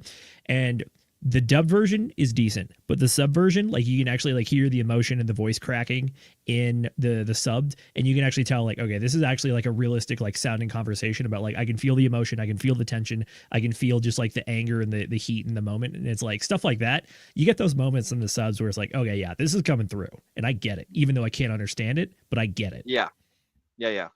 I will say, yeah. So if you skip over all the bullshit noises, like all the orgasm sounds, like when they're, I don't know, like making a sandwich, and like all the other just over the top stuff, and you get into the actual like communication that's not just like ridiculous, then it's like, yeah, a lot better. So I will definitely give you the flowers there. We've got one more chat shout out from our good friend Mr. K Hudson. Take a swig every time a swear word is mentioned. You're fucking a goddamn right, Mr. K Hudson. And we're gonna be drinking a lot. I've actually finished this entire bottle of wine tonight, so I don't know what y'all have been doing, but I'm pretty fucking toasty right now. So it's a good night. It's a good DGen Whiskey Wednesday night. We're having some drinks. We're talking about M&A, and Mr. Zenith, why don't you can you run us through a lightning round of subs or dubs? Do you have the I mean, that is the question in and of itself. Do you like subtitle, or are you going to wait for the English translation? Some stuff you just can't get translated, which is, I think, is a bit of a shame. But you know what? It is what it is. I mean, outside of that, though, how about this? If you were going to recommend a show to a person, and it was the first anime they've ever seen, what would you give them? Ooh. What's their gender and age? Someone like us. Peer group? Okay. 30-year-old males. Yeah. Kaiju number 8.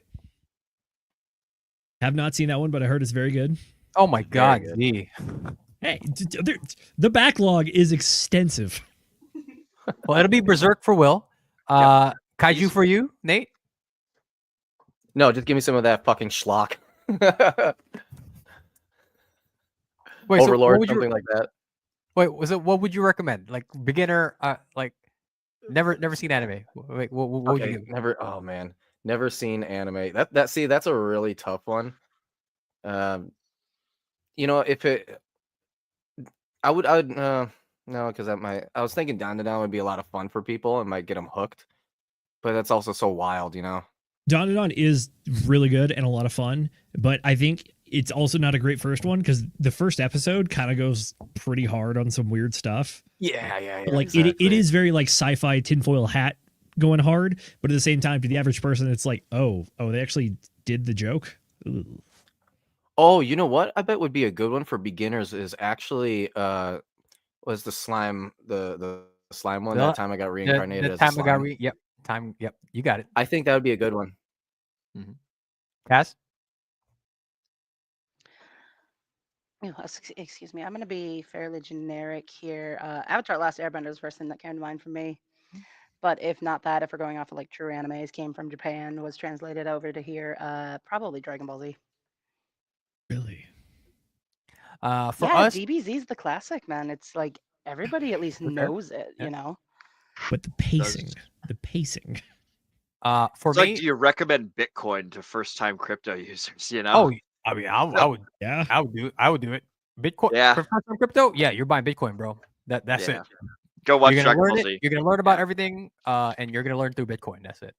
I'm over here saying like start them off with Hex with the fucking Berserk. Yeah, you're probably right. Start them off with Dragon Ball Z or there you go. From Will, Hex. Yeah. Hex is the Berserk of anime. For me personally, I'm gonna go with one of my favorite series of all time. I think it, especially guys our age are probably gonna. I actually think Will really like this. Rurouni Kenshin. That one. Oh, Yep. it's not. Dude, I completely forgot that anime existed. That's another one I saw constantly when I was growing up. You say it again? Rurouni Kenshin. How do you spell it? I will send it to you. Okay. Because phonetically, you could try to sound it out, but you probably will get it wrong. It'll be just as much torture as we keep typing all these names to Will, and he has to read them out loud for the first time. Yeah, Kenshin is about Kenshin is about a wandering samurai. He is basically a relic of the Edo period, where war was going on, and he was called Hitokiri Batosai, which basically translates to the manslayer. And what is that one of Miura's? No, sir. This was before Miura. This was I don't know. It might have been around the same Vinland. time. Okay. Oh, that's Vinland Saga. Yeah, Vinland Saga. Yeah. Oh, also a good one. Vinland Saga is also a good one. But it's about Kenshin and his journey post Edo War period, basically trying to atone for what he did as a manslayer during the war. And he basically takes up this surrogate husband, surrogate father, to surrogate mentor to a lot of the supporting cast. And it's him trying to make peace with the fact that the way that you atone for your sins is not necessarily burdening yourself and wandering and keeping yourself away from people, because up others, right? Yeah, exactly, right. It's like having to come to peace with the fact that you killed a lot in your past, but how you can atone for your sins is not staying away from humanity, but it's becoming a mentor for these group of people who obviously need you, right? That's basically the story of Rurouni Kenshin, and it's him, obviously his past catching up to him, a lot of his former enemies, him trying to make peace with the fact that, yes, I want this life with these people, but I also have to defend them from these people who are coming after me for my past, things of that nature. So, Rurouni Kenshin, very good series. I think you would enjoy it very much. Will, yeah. Mm-hmm. Okay. Yeah. Oh gosh, I have a cop out because I got a few different answers. So I'll give a bit of a niche one. If you want to show someone that's not something shonen, I'm gonna go with Science Types Fell in Love, so they tried to prove it. It is a good rom-com about non-high schoolers, which thank God, because I've had enough of that. Outside of that, though, if you're just down for a good time, go watch Wisteria, Wand and Sword. The animation is beautiful, the story is good, the characters are fun, and the action is great. Outside of that, though, I think this is a decent first anime. The original Trigun. Oh, of course. I think that is a good intro. It's not overly the top, said and that it's just Vash, dude. You talk about Chad, like you like guts, Will. You will like Vash the Stampede, man. Humanoid Typhoon. Stampede. Yep, Humanoid Typhoon, man. You like guts, you will like Vash. Yeah. Trigun has that old school animation, and I personally think it still holds up today, and I think the story is tight enough but interesting enough to get people in and get them hooked onto more stuff. Yeah, Vash the Stampede, one of the best leads ever, dude. I almost mentioned Vash as a good opener too. That one came to mind after I said peace, Avatar. Love and peace. Have we all the ending of that made me sad. Have we all answered this question? Because there's another question from the chats that we have not covered yet that I wanted to cover. Yes, yes, we did. I think we're good on this one. Okie dokie. The question is actually from so we have the Black Samurai. So actually we have two questions. Right, so we have that one, and then also K Hudson's. Any of y'all got a girlfriend or wife into K drama? That's the other question that we have not answered yet. Okay, so to K Hudson. We'll go with K drama first because it's nice and quick and easy, and then we'll go back to Black Samurai. So to K Hudson, I literally underneath was like, "Hey, I haven't seen any of that." He's like, "Thank God." Short answer is no and no on both. I have not seen Black Samurai, and I couldn't even tell you a K drama. I used to watch K-dramas. My wife does not watch K-dramas, but my mother-in-law and my mom and my aunt and my sisters both love K-dramas. So there are certainly females within my sphere that love to watch K-dramas. But my wife, no, she likes YouTube. And Black Samurai, the only Black Samurai that I know of is the anime series that Samuel Jackson created. That's the only Black Samurai I know. Oh, that one. Yep. No, Black Samurai is a different series. I'm assuming. Yeah. I don't know anything. Are you thinking of Black Dynamite? Or am I just totally Afro off the weeds Samurai here? Yeah, that's Afro Samurai. The Samuel Jackson one is Nate's right. It's Afro Samurai. Yeah. Ignore me. Excellent. Oh, we have another gentleman who has joined us. Mrs. Producer, would you mind pulling up our newest addition to the house? We've got Mr. Dace Northal. What is going on in here? Yes, we are running a little bit long today, but we are we're covering all of the topics and make sure everything is talked about. It's good to see you, Dace. Speaking of Berserk fans, this gentleman right Yes. here, big Berserk fan. Dace and I, we talk Berserk all the time. We're constantly sending Berserk memes to each other. Yeah. Fucking, I don't know how Dace reconciles that. He's such a religious person, but he likes Berserk. you should talk Why not about both? this is good. You mean Ooh, we've got Dragon? another gentleman who just moseyed his way on in here. Shout out to Large. Let's fucking go. What's up, amigo? Good to see you, amigo. What is up, D-Gens? Nice to have you with us here tonight. We're actually we're rounding up the show, getting all our final thoughts together, getting all the final chat shout outs, covering all the questions that I think that we've missed.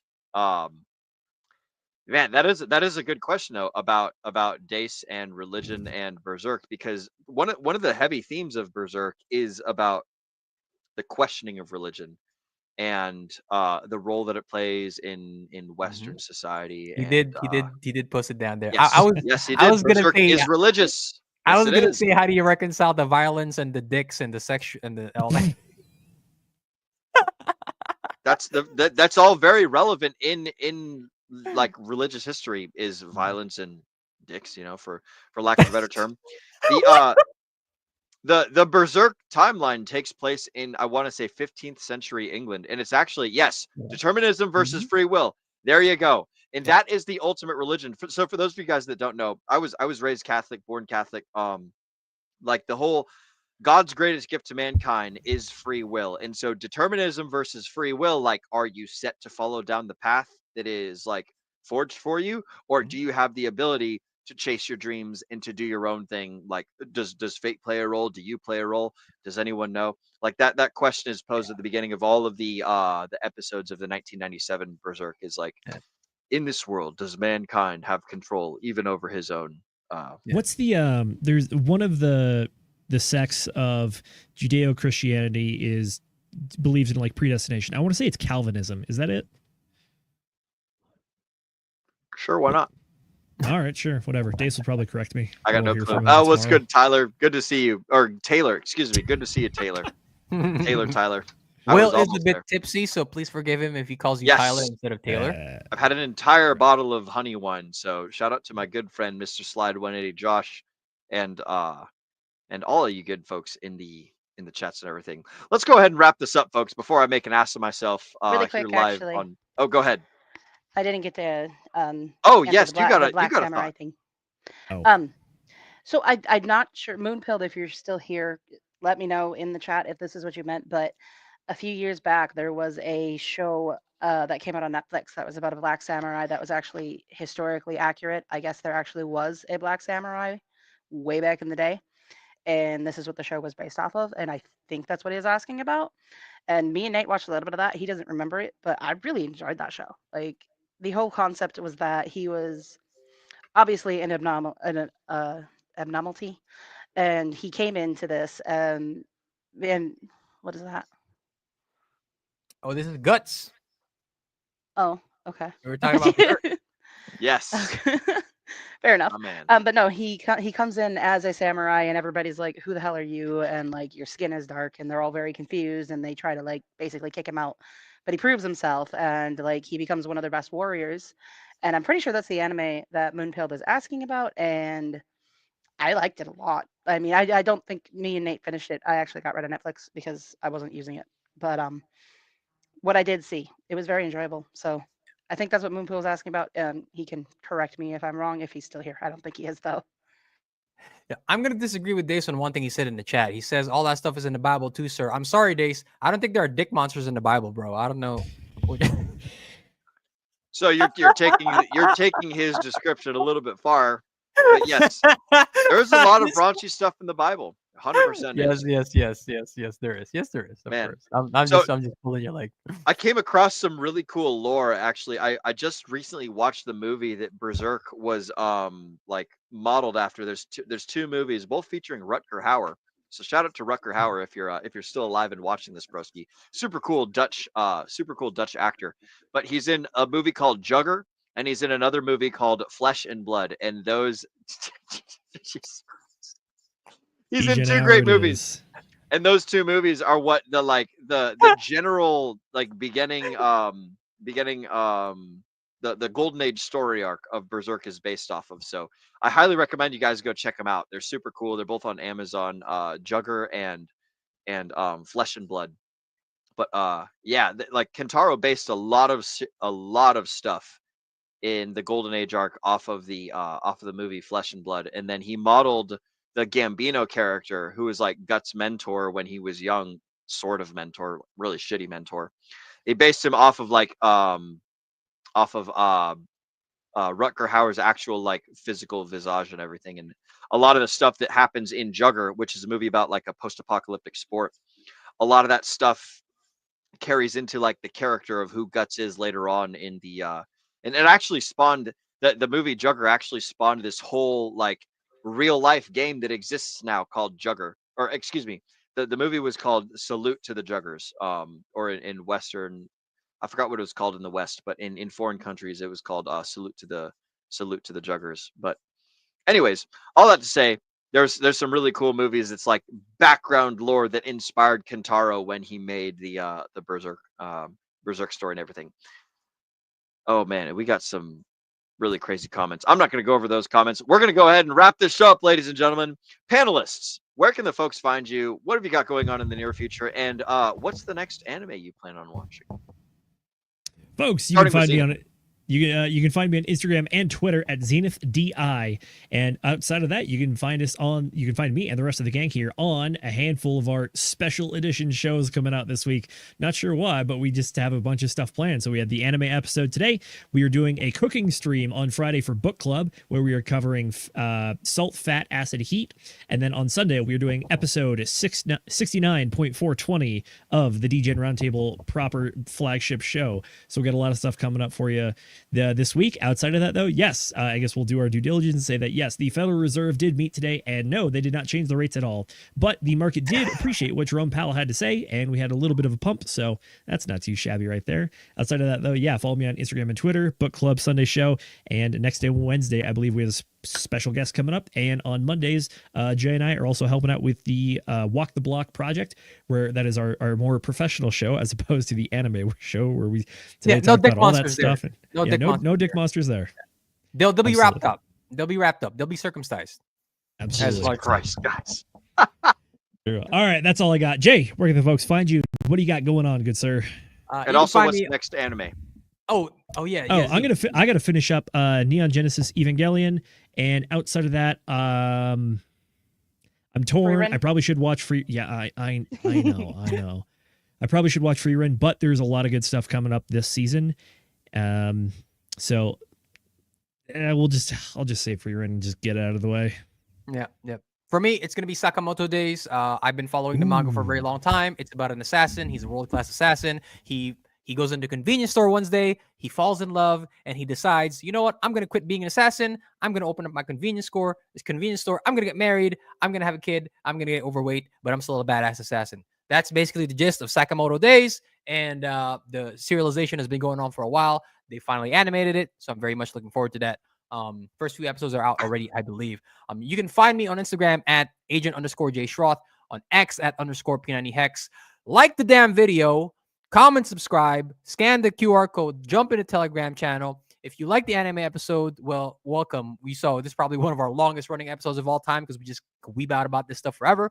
But if you missed the crypto stuff, Jerome Powell did come up on stage today and pump the markets a little bit. If you would like to see an analysis, we did do a Telegram exclusive stream right before he went up on stage, going over both the bullish and the bearish case. Surprise, surprise, the bullish scenario played out. We were leaning bullish. So if you'd like to see that, scan a QR code, jump in the Telegram chat, go into the Telegram exclusive folders, and you will find the most recent video there. So until next time, we know that time is your most valuable asset, and we do appreciate that you spend some of that time here with us. Until then, Nate, tell the people where they can find you and what you got going on, and what is your next show that you're going to watch? Well, my life has kind of been thrown into chaos because I got gastroenteritis, basically the stomach flu.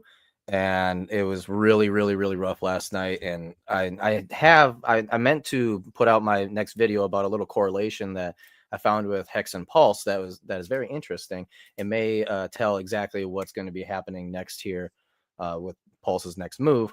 But then also, you know, I did a whole thing.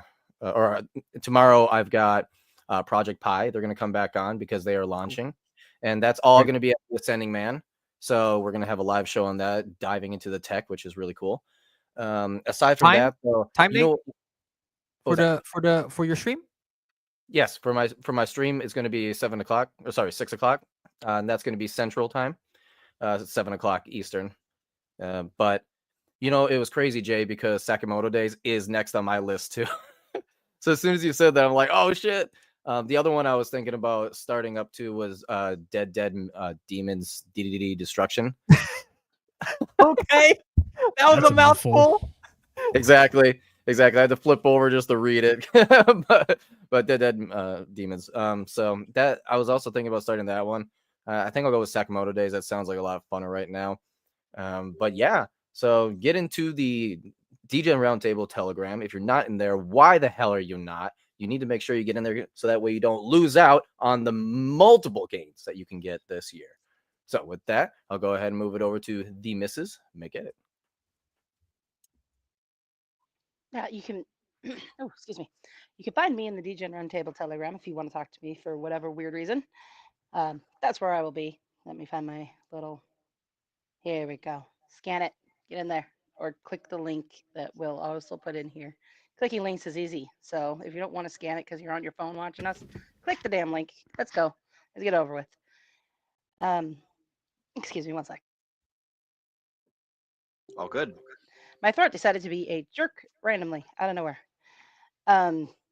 As for next animes, Nate just picks whatever the hell Nate picks, and I just watch it with him. So whatever he said, I guess that'll be it. I am actually very curious about this Black Samurai. It's called. I actually don't know how to pronounce that, but it looks like Yusuke basically almost, but only with an A instead of a Y or a U at the beginning. So Yasuke, I don't know, but I'm kind of curious about seeing that one.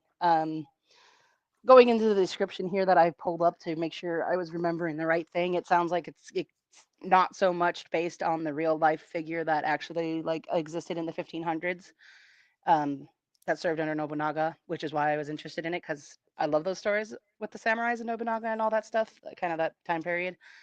I guess it's more woo-woo magical crap. They like bring in giant robots and stuff too, but I'm curious about it. I'd like to at least give it a shot, see if it's interesting. And so that's the thing that I'm thinking about looking into. And if you like the samurai stories, Cass, Vagabond by Takehiko Inoue Sensei. Again, like Will, you like Berserk? You're gonna enjoy Vagabond, man, and I think Cassie will too. Is it manga only, or is there an anime? No anime. Okay, gotcha. So I'd have to find that then. Okay, but yeah, that's all I've got. Pass it back over to Will. Let's. Yes. Oh, well, we've got one more chat shout out too. Yes, exactly. We've got one more chat. If you wouldn't mind, go ahead and bringing him up. Shout out to my good friend Hexagon Lost in Asia. Let's fucking fist pump. It's a good day today. Thank you for joining us, Mr. Hexagon Lost in Asia. We appreciate you hopping on over. And we appreciate each and every one of you guys, whether you're catching us on the replay or whether you're watching us live. We love each and every single one of you. And with that being said, folks, if you guys don't know me, my name is Will Stevenson. Again, you can find all of my socials at will.pls.fyi. And one of the things that I don't shout out often enough is if you guys are a Hexican and you want to go meet other Hexicans, then I have a little link right here. I'll go ahead and drop it in the chat down below. But if you go to bit.ly/hex_meetup, you can go and meet other Hexicans. So I know that we didn't talk a whole lot about cryptocurrency for this show, and that's perfectly fine. Also, shout out to SJ for shouting out the bit.ly Hex Meetup thing over on Randy Hilarski's stream going on earlier. And yeah, if you guys are Hexicans, you want to meet other Hexicans, go to this little Telegram group. It will explain to you everything that you need to know if you follow that bit.ly link. And if you just go to t.me/the same thing, hex_meetup, it'll take you to the same place. You can go meet Hexicans. You can go do other cool things. I think that meeting other people in real life is one of the most powerful things that you can do in this crypto space. And with that being said, Zenith already mentioned earlier, we are doing book club. It is going to be salt, fat, acid, heat, or salt, acid, heat, fat, or something along those lines. You guys can find it at the DGen Roundtable book club thing, which I suppose I can drop that link as well. I'll go ahead and throw that in the chats. So go ahead and head on over there. You guys can keep up with all of the good books that we are covering. And again, we'll have our regular Sunday show. I will not be present, just so you guys all know. I'm going to be heading down to El Salvador on Saturday. So I'm going to be gone for the Sunday show, and then the following Wednesday, and then possibly the Friday, to be determined if I'm here for next Friday. So we shall see. But that's what's going on with us in the near future. As far as me, I'm in Texas. If y'all are in the Dallas area, hit me up. I'm going to be hanging out here for just a little bit longer before I go down to El Sal. And that is all that I've got. Gentlemen, ladies, crypto degenerates, boys and girls, ducks and squirrels, all that good stuff. We the debauched in the pursuit of chaotic harmony and also a little bit of anime enjoying shenanigans. Unite to form a more questionable union. Big titty waifus, yes. We unite to form an appreciation for the big titty waifus, the big derriered waifus, and make a more questionable union to establish strictly unregulated fun while ensuring a steady flow of libations and providing, my goodness, for our collective shenanigans, all while promoting the art of bad decision makings and securing the blessings of free-spirited vibes to ourselves and future party animals. Do hereby establish this glorious podcast aimed at indulgence and excess for all who dare to live recklessly. Will you join us and turn down for what? I want to thank all of you for spending your valuable time with us here on the DGen Roundtable. As Agent J literally just said not a moment ago, we know that time is your most valuable asset, and we appreciate you investing it right here with us. Ladies and gentlemen, my name is Will Stevenson, but more importantly, you have been watching the DGen Roundtable. Mrs. Producer, go ahead and get that trigger figure ready, because it's time to remind all the folks at home to remember to DGen responsibly.